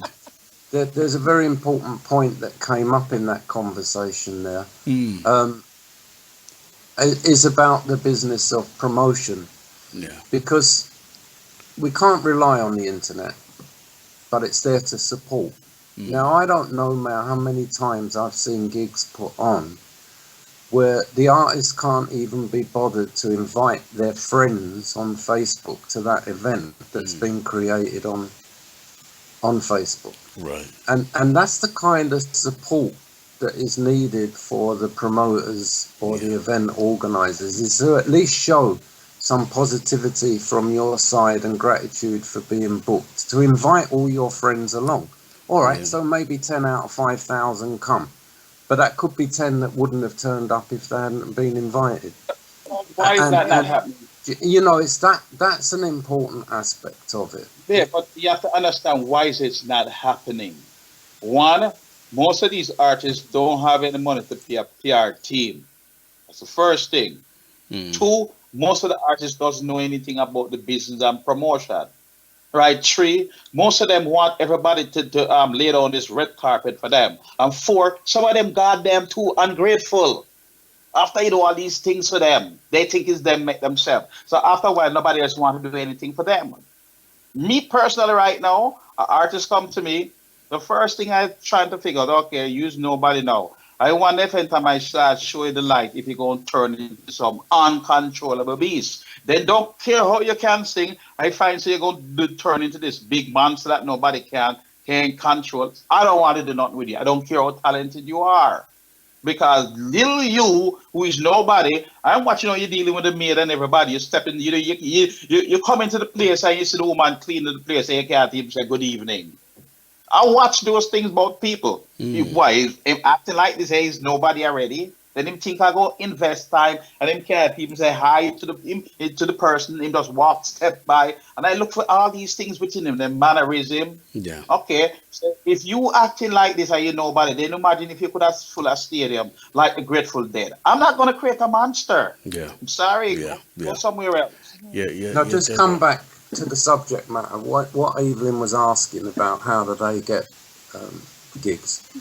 I would suggest that another important thing, not iPhone recordings, but if you have possibility of getting some kind of professional video footage of an artist that is performing live, and then dedicate a playlist on their YouTube channel to it, so that you can use that to present to event organizers and say to them, look, this is my artist who's performing, just have a look at the way they perform, is another visual tool that you could use the internet for. Yeah. That's a great idea. What about if the artist was to ask a more established artist, can I get onto the show that you're going to be on? I don't see anything wrong with that, and that's part of the unity that needs to be there. Sorry, scientist. Scientist. That's part of the unity that needs to be there, especially in the UK. You know, we need people to be working together. Yes. And to supporting the emerging artists wherever they can.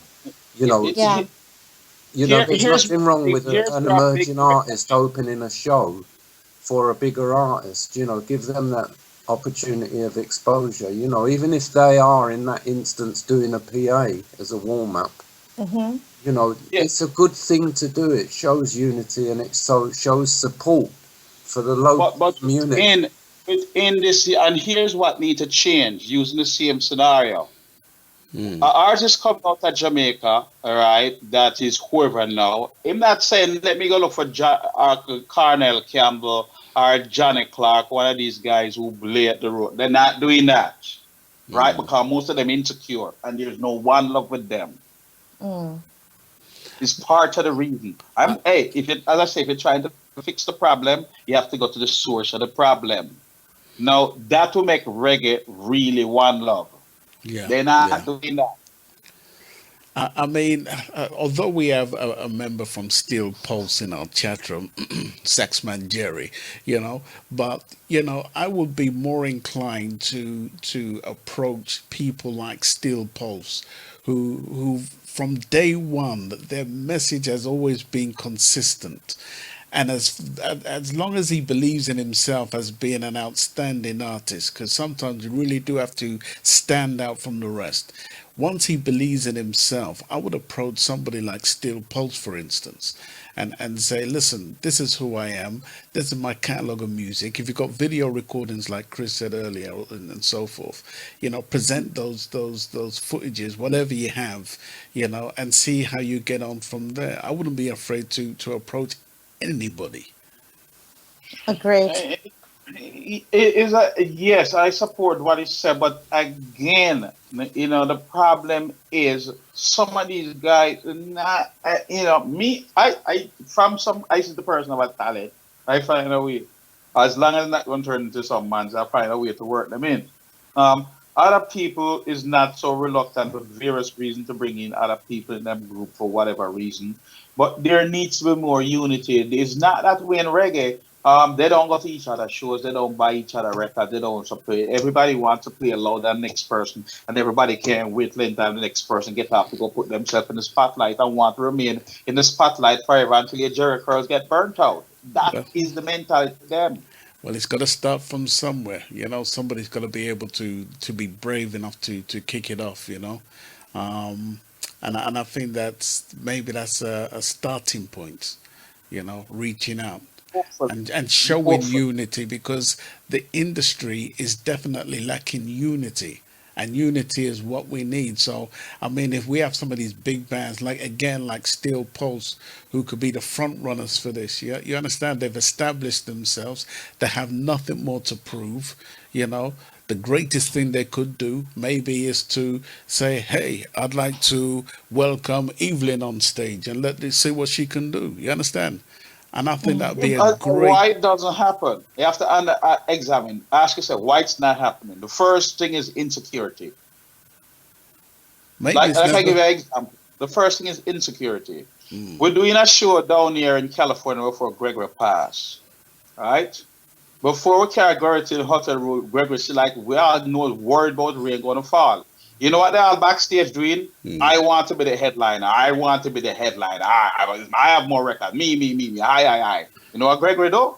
Him first go on, and by the time the other people them fighting for headliner, guess what happened? Rain start to fall. That's kind of a nonsense that goes on with them. That at the end of the day, you don't care. I don't care who go on last or first. I have enough confidence in myself. And then I'm just telling you straight up. Most of them have this like a jealousy in them. So conceited and jealous. What I would also do.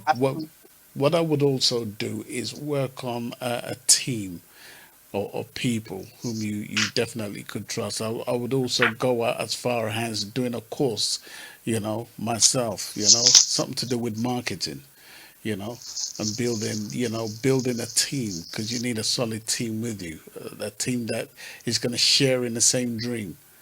Sometimes you have to invest in yourself in order to get out, the best. Yes. Now with the internet, scientist, hold on. I want to make a point a minute, because sometimes these things, sometimes organizer pay an artist to come be a headliner. Sometimes promoter pay a special artist to be their headliner because they want, So even that headline artist too, he can make a request to your promoter. I want that artist to be my opening act, because these are things can be agreed upon too.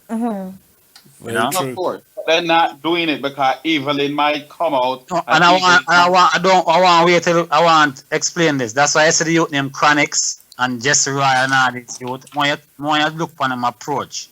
Chronics come on the road, from work with him band, It's not like the promoter them pay him when he want, But him sacrifice. Because him get a less pay. Sometimes they even work no money. I saw even Kibaka Pyramid the other day come on the road. Him and them brethren, them organize them rent the bus. And the club, them sometimes, them get the money from the club. But you know what they do? They come and give a solid performance, them document them performance live, and then put that out on the road, and other promoters see it. And you know why right now? Promoters are booking them. Of course, and that's a sacrifice that we're talking about. Over the years, no artists take other artists on the road and build them. Look on an artist like Paul Elliott, where we have for 35 years to the business. And yet still, look how many great artists come from Waterhouse community, and yet you don't see him on the road as an opening act. Sometimes you have a lot more artists too. You know? Because why? Because why? What's the reason What's the reason for it? Fitzroy, what's the reason for it? I don't know what happened. Why? Well, I don't want to know the reason. I know the reason is not love and unity. Well, this is exactly what I'm pointing out. And that's why reggae struggling as well, as a scientist, that's why the business of reggae live performance is struggling, and you see this emerging artists from Europe and California is taking over reggae because they go on the road freely. Sometimes some shows. Why they taking the reggae? Why? Huh? Why it's happening for them? Why? Give me the reason why it's happening for them. Because over the years I have saw this unity to take other artists on the road. Well, I explain it to you. I can go on the road with a ordinary reggae band, and if a scenario come up where the rooms them short or something short, they will just go in there and double up on the room. You try that and say, oh, me have to get my own because I want my whore in my room. I'm going to go pick up whore tonight, so I want my room. Well, right, and this is the problem with most of them. And it have a really come on the table and what's going on, because a promoter never really even spend money on an artist where he knows he never even bring nothing to him table. So he will give the access. So hold on a scientist, what I'm saying that whosoever is the bill on that show, they can say to the promoter, because sometimes promoter have all them look on, you know, in California, if you have Black Kura or whoever come, the club have an opening act. You can oppose and say, I don't want that opening act for me, you know. I'm not saying it can't work, but my opening act, I want my opening act to be scientist in dub. And that promoter will not object, because you know why? The promoter not pay you, you know. He's not paying you. So there's no way you're going to feel, because as long as you're a film major artist is doing it 90 minutes or an hour and a half, the promoter feel fine, because that's where money coming from. So it's all about the business and the agreement to make artists come on the road to one, you know, and then the next part of the business falling, accommodations and per diems and whatever. Okay, so why one of the artists them don't go look for artists like Colonel Campbell and carry them on board? Well, they're doing that. I think they're doing that with a couple of artists, aren't they? Scientists, the Marleys carry people on the road, but you say Damian Marley, Julian Marley, and the Ghetto Youth, but you don't see who the rest of the artists them is. So even carry artists on the road, you don't want to carry him and still don't give him highlighted, because you want to know when you come off the road with him can enable to go on the road by himself, because into something that. Well, this is what I'm talking about, where the real unit come in, and that is like a bad mind. Look here, I deal with it with them. No one can tell me anything that I hear say. Some of the most jealousest, bad-minded, envious people them we see one love Rastafari and a bag of laughs. It's the same artist them. There's no one love with any of them. It's all hate. It's like they all hate each other. Just plain, simple, straight. I want us to move on from this point, because time is really against us, and I hope we've shed some real light on what needs to be done and some of the discrepancies going on, Evelyn. So I want you to continue with your next question, because that might be the last question you'll be able to ask. Okay, well this one. Just for this particular segment, and we'll carry it on over the next 2 weeks. Yeah. Thank you. What are you trying to say, General? No. I'm distraught. Okay, so there's a question. Yeah. Again, this particular artist wants to remain anonymous. And I can understand why. The question is, what should artists be looking for when searching for a manager? Good question. We've been covering this on a couple of our shows. right?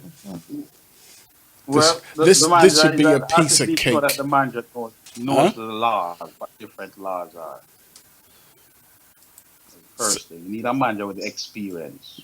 You need a No, manager no, who first, does. what type of manager first, Oh, please, please. You have to define what type of manager, road manager, general manager, what type of management come in various forms. So please be What specific type when you of say manager. Okay, general manager. That Okay. can well, a manager that can cover everything. No, you the don't want first to cover everything. You want every manager, you have to have Okay, different a type of general manager. manager. A general Yeah, go ahead. manager. You can go ahead now, Science. well, a manager needs to first know what he's doing, Mm-hmm. right? Know the different laws. Know that if somebody give him a contract, if he don't understand it, him carry to a lawyer that him don't sign away moral rights and so forth. Again, one of the thing that you need to look for if a manager is a solo manager and him have 20 other artists to look for, that's a red flag.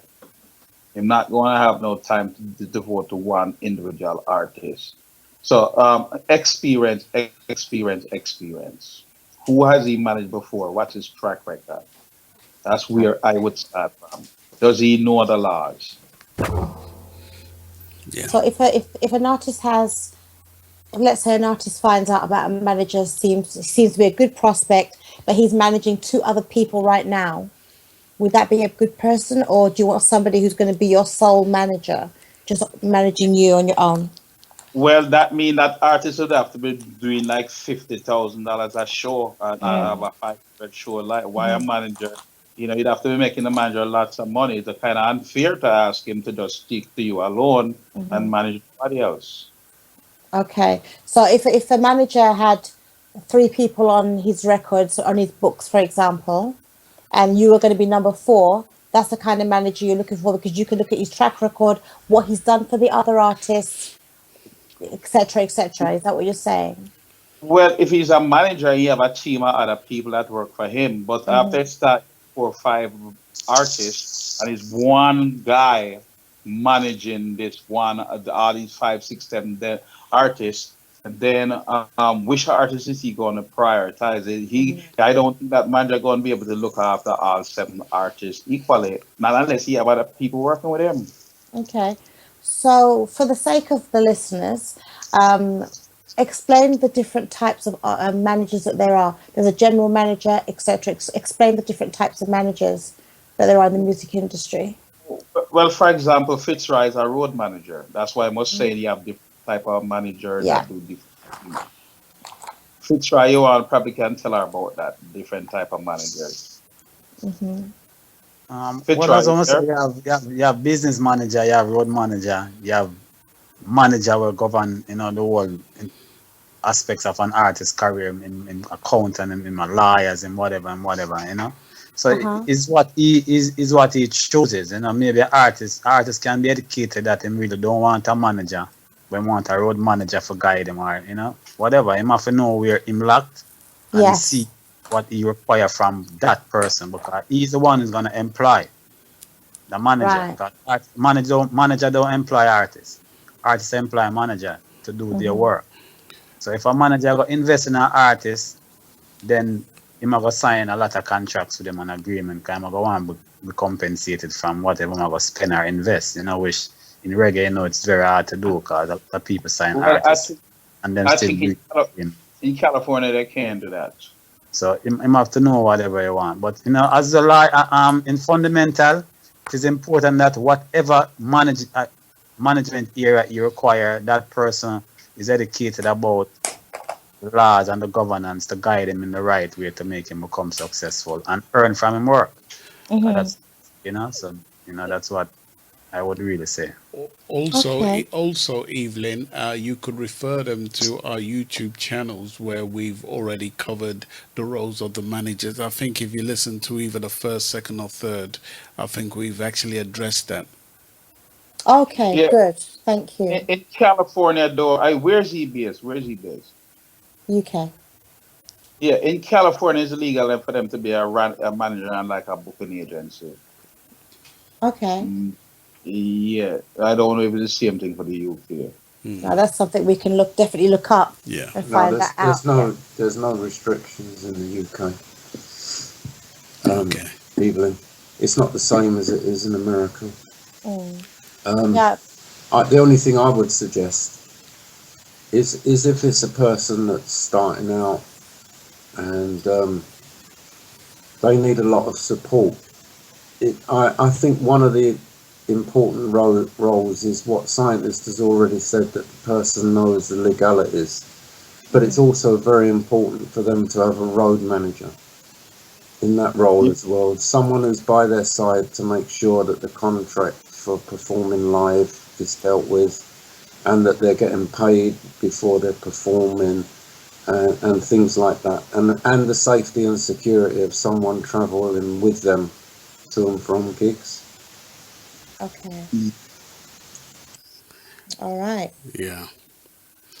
Okay. So, has anybody else got anything to add? I do have one last question. Do I have time to ask it, or should Yes, leave it you for do. another You time? do. Yes. Yeah. Ask the question. Yeah. Okay. So, it's regarding reggae charts. Apart from we're trying to find reggae charts, we find Natty B's reggae chart. Is there any other reggae chart for British reggae artists, and how does the artist go about getting onto that reggae chart, if it exists? He wants to use somebody else's track. Ask that question again, please. Could I Okay. ask that question again, please? Thank you. Of course. Okay, so looking on the internet, we're finding that there's a reggae chart called Natty B's reggae chart. Mm-hmm. Yeah. Apart from that reggae chart, are there any other reggae charts that are UK artists that supports UK artists, and how can the UK artists get onto that reggae chart if it exists? I can answer that. Thank you. Evelyn, because that's something the reggae fraternity were trying to tackle, because there is no official reggae chart in Britain. There's lots of people creating their own charts, radio stations based on the number of requests to play and stuff like that. And obviously reggae is not getting into the mainstream charts at the moment, so it's not even captured in that respect. But it was something the reggae fraternity were going to look at, and to see if there was some way of people coming together to create a proper reggae chart. We've lost what had gone before. Yeah? Yeah, absolutely. We have lost it. This is the reason why a lot of the artists are saying, well, hold on a minute. We used to have reggae charts back in the day. We know what's happened. We're finding charts on iTunes and things like that, but that doesn't even have any UK artists on it. Yeah. No, it wouldn't do, because it's based on the sales of the units. Yeah. Exactly. Yeah. So this is what we kind of figured out by ourselves, that the reason why it's got no UK artists on it is because they're not selling. I think there's so many issues going on which has contributed to that happening. Yeah. There's massive problems going on in America at the moment with it as well, because some charts are including streaming, some charts aren't. Other charts are only doing it on dedicated sales of downloads and CDs and vinyl. It just seems to have literally gone to the wall, you know. But even recently, I saw written, I think I must have seen it on Facebook, where the police went to shut down a particular nightclub that was playing reggae music. I didn't get time to read the whole thing. California? No, here in the UK. No, that was in Croydon. No, dancehall music, not reggae, dancehall music. Yeah. It was only in Croydon, but this that is wouldn't the thing. affect the charts. You know what I'm saying? This is the thing. So This why is the would- thing. What they did, why the police going there to shut it down? Well, what I'm trying to say here, I know Fitzroy was saying, it was dancehall music. The situation and the problem is, and I've said this on Facebook once already, I keep saying dancehall needs its separation from reggae music. Yeah, specific dancehall music, slackness dancehall music, because no matter how you try to separate it and you try to say to me that's dancehall music, it's still being looked up as reggae music, and that is what is intruding in good music being played and our artists getting the right recognition that they need. Yeah, but General, why was the police going there to close I, out I, that I, dance I hall? didn't read the whole thing. He just said, police shut down dancehall nightclub, which was being played somewhere in Croydon. It's to do with the demographics of the people that are attending dance or slackness events. Let's call it slackness events rather than general reggae Yeah. events. Yes. So there was some perversion there that they didn't agree with. Then is what you're saying. Well, the thing is, they're always fighting. The music that is being played. For one reason or the other. To me, there seems to, I don't know what it is, but I'm just making my own assumption. There seems to be a plot against, reggae music and reggae artists in the UK. When you check it out, most of the affluent places that we used to perform at, they shut them all down. Only maybe specific people can play at specific venues. General, you're getting into a much bigger subject. It's gentrification. It's happening all over Britain, and Yeah. it's this whole thing about the original communities being pushed out of their areas and being replaced with other people that consider the value of their house is going to go down if there's a reggae event, and being honest about it, the gathering of black people in that particular area. It is a gross problem in the UK, and it's not just happening in London, it's happening in all the other major cities as well. Well, You know, there it's, again, you can now see the problem we have. yeah, and it's only aggravated when you've got gigs that promote violence or create violence within them through what kind of music. You can't even sell, because from a general public point of view, whether it's dancehall or whether it's roots, it's reggae.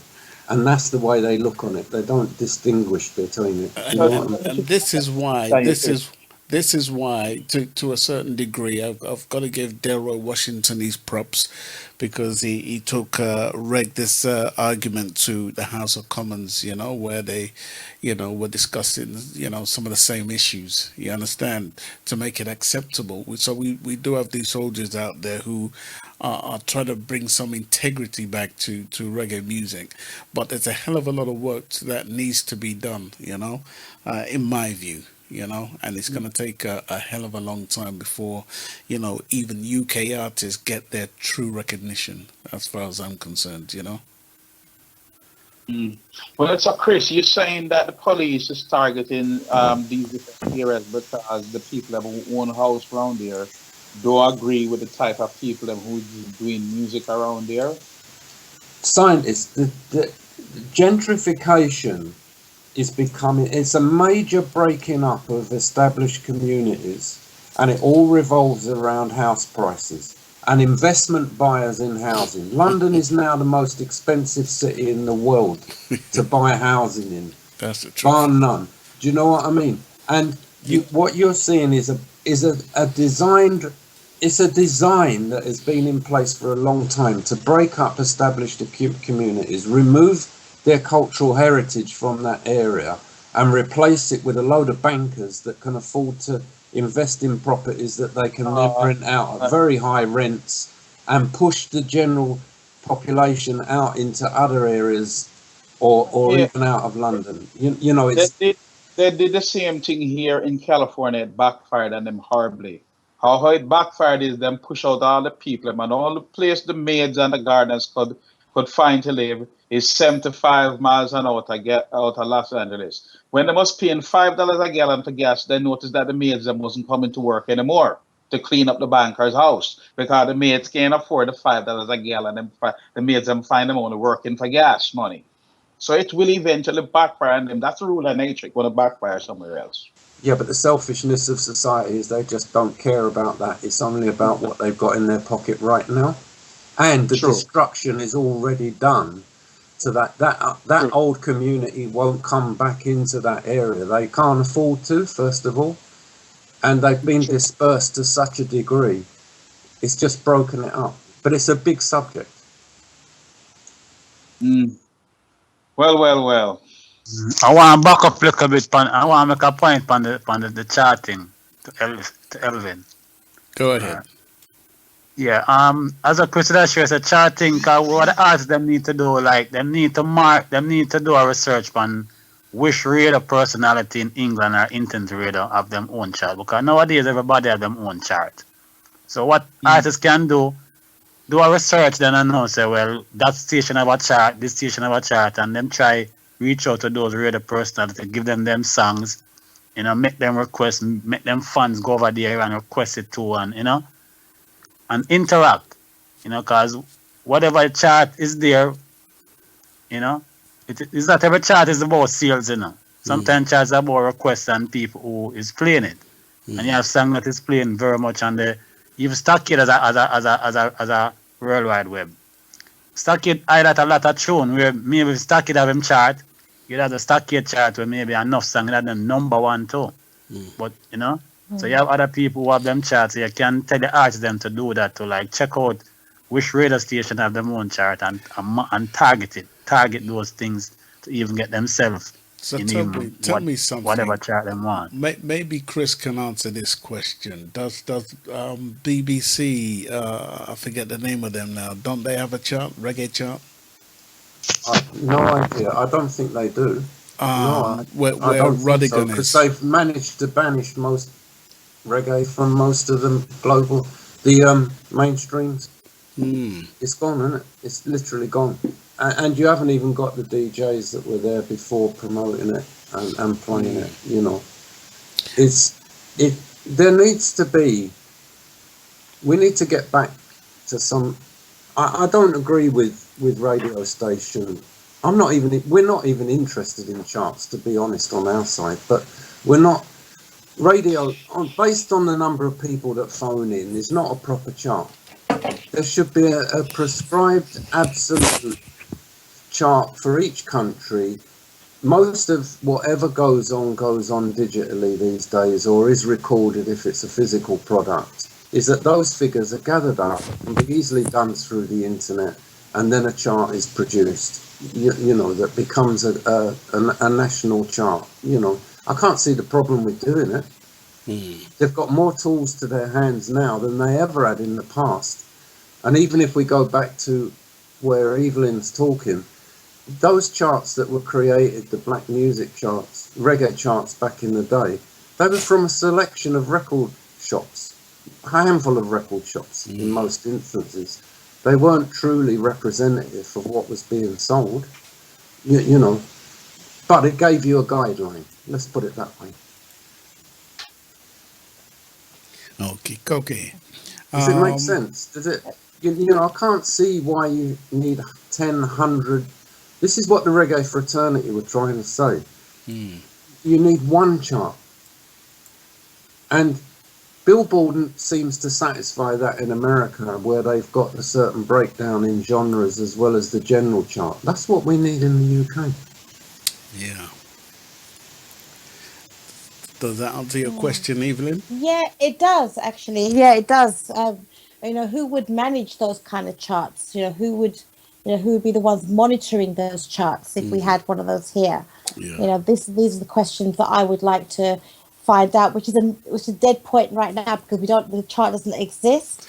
But well, you see, even I myself would love to run a chart, but because it's a non-profitable radio station, and my workload is always just too much, I couldn't feasibly run a chart show myself and dedicate myself to all the other things that I need to do. So there's a saying, you have to cut your coat according to its size, and that is one of the reasons why I couldn't run a chart show. Then again, I'm happy with the station being as small as it is, just trying to do its best for the artist. Let me just say something, General, about hang up around things like this. Unless there is something that is national, that is properly monitored and properly audited, it doesn't mean a thing. People go around posting things on Facebook about where they are in the Reverb Nation charts. Like anyone cares, it doesn't mean a bloody thing. It depends on how many people played a song in that week. It depends on how many times you logged into Reverb Nation.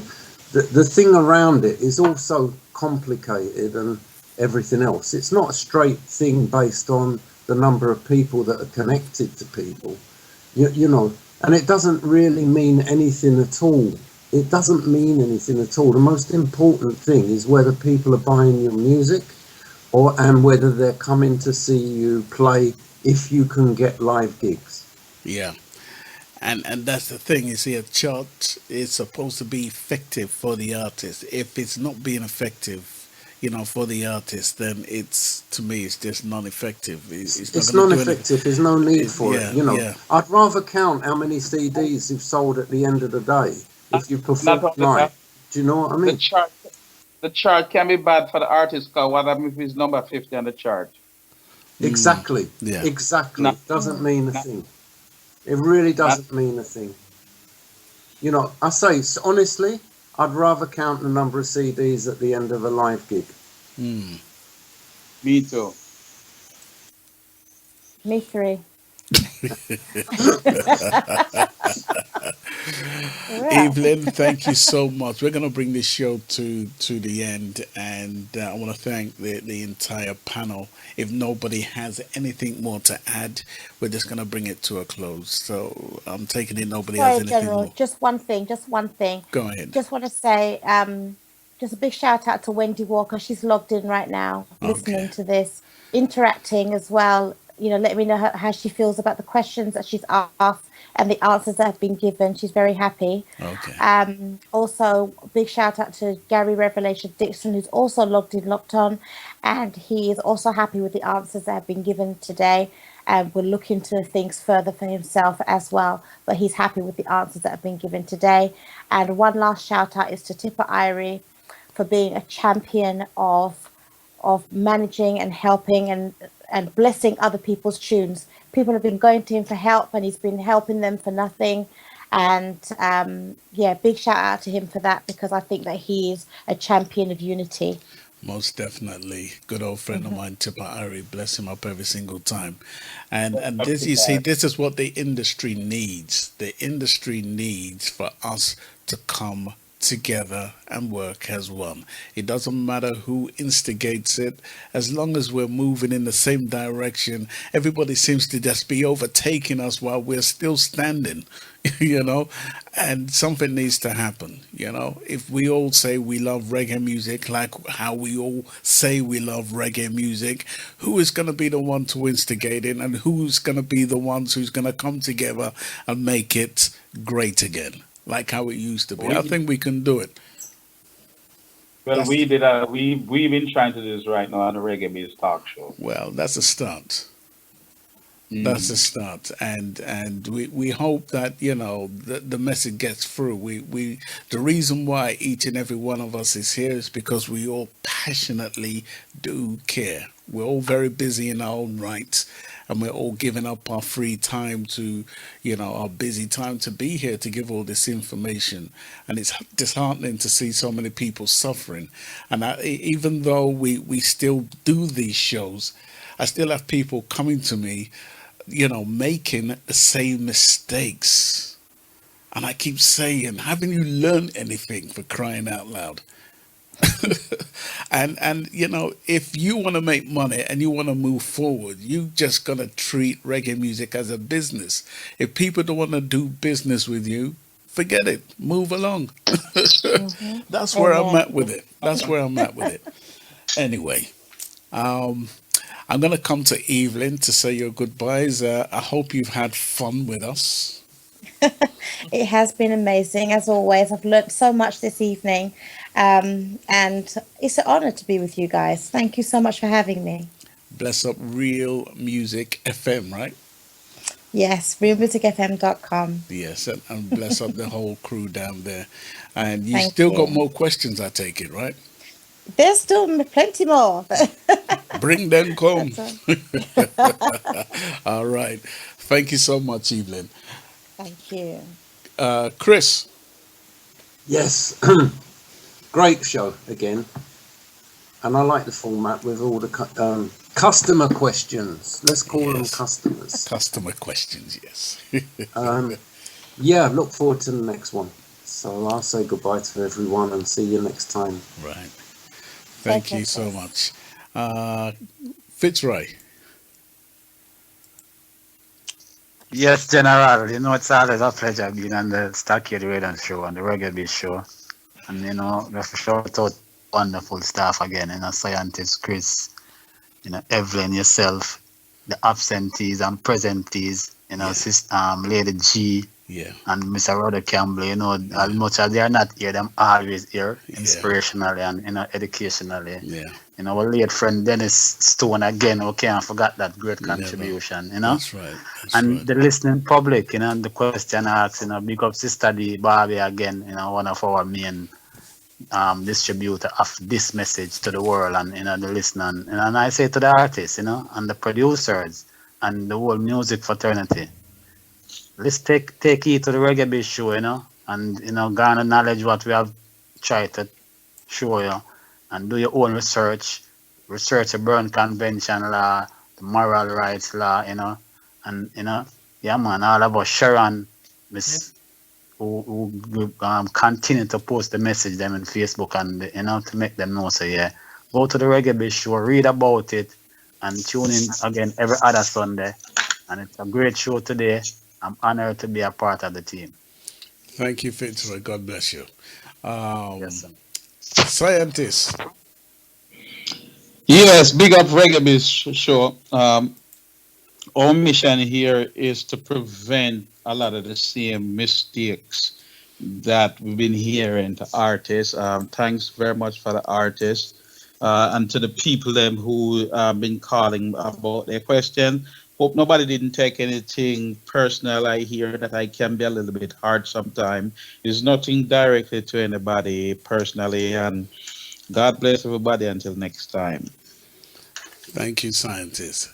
Did we do Chris? Yes, you did. All right. Bye again. Sharon.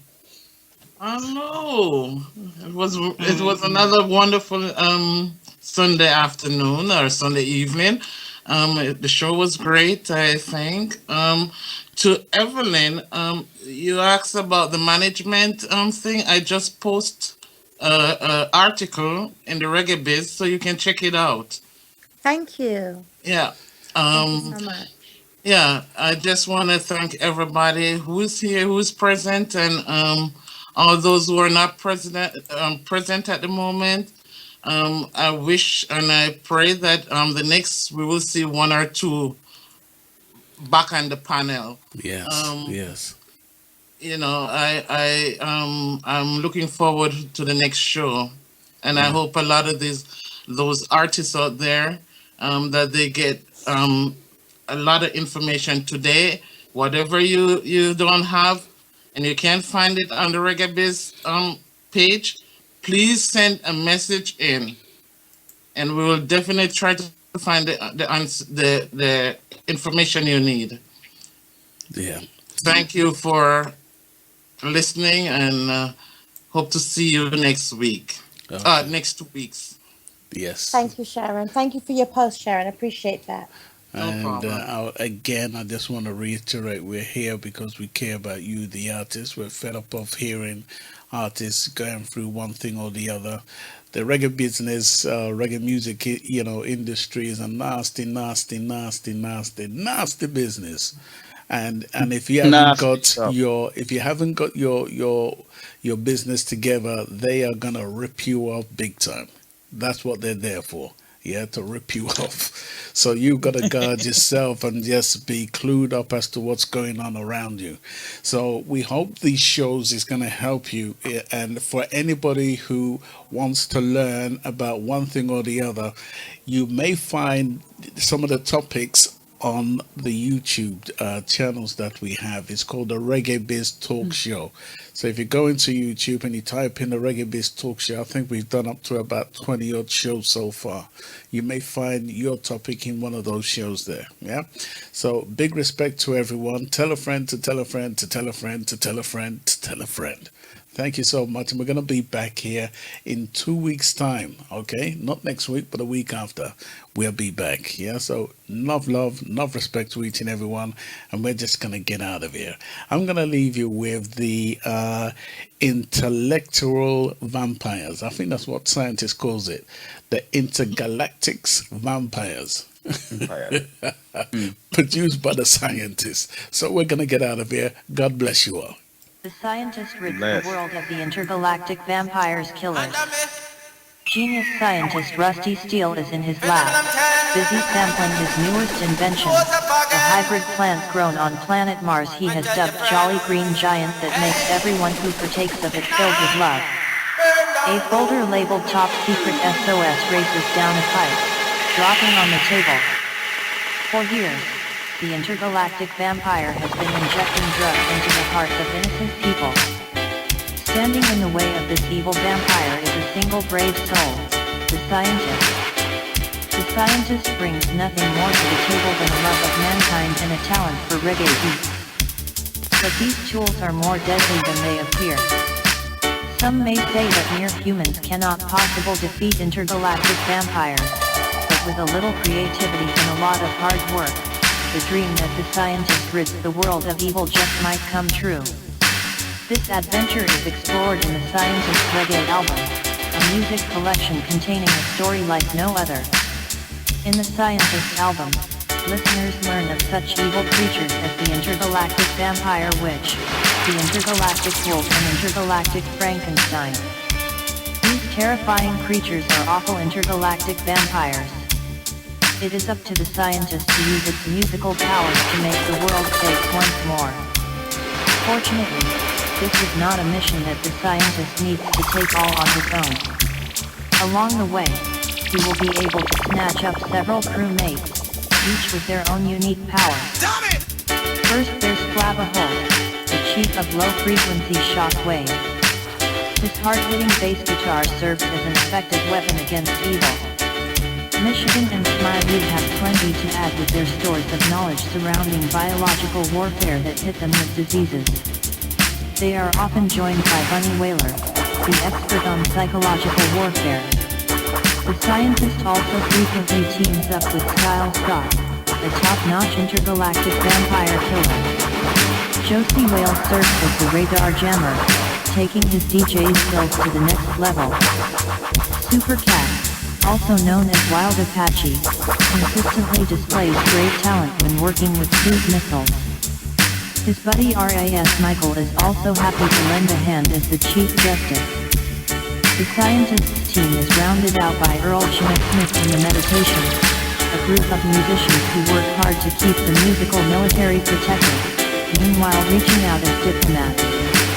With such a talented and versatile team, there's no limit on what the scientist will accomplish. The battle against the intergalactic vampire certainly will not be an easy one. But if the citizens of Earth get on board with their reggae protection, the evil intergalactic vampires will eventually be forced into retreat, leaving humans to live in peace and harmony. What now? Keely says, opening the folder. It is an urgent message from Style Scott, intergalactic vampire killer. Stockade Radio to the universe. Intergalactic vampire bankers have brainwashed the president, Congress, and are infiltrating the military to bankrupt the U.S. You're listening to the People's Station. Stockade Radio, a division of Stockade Promotions. To the universe. A proud member station of the Conscious Partners Network.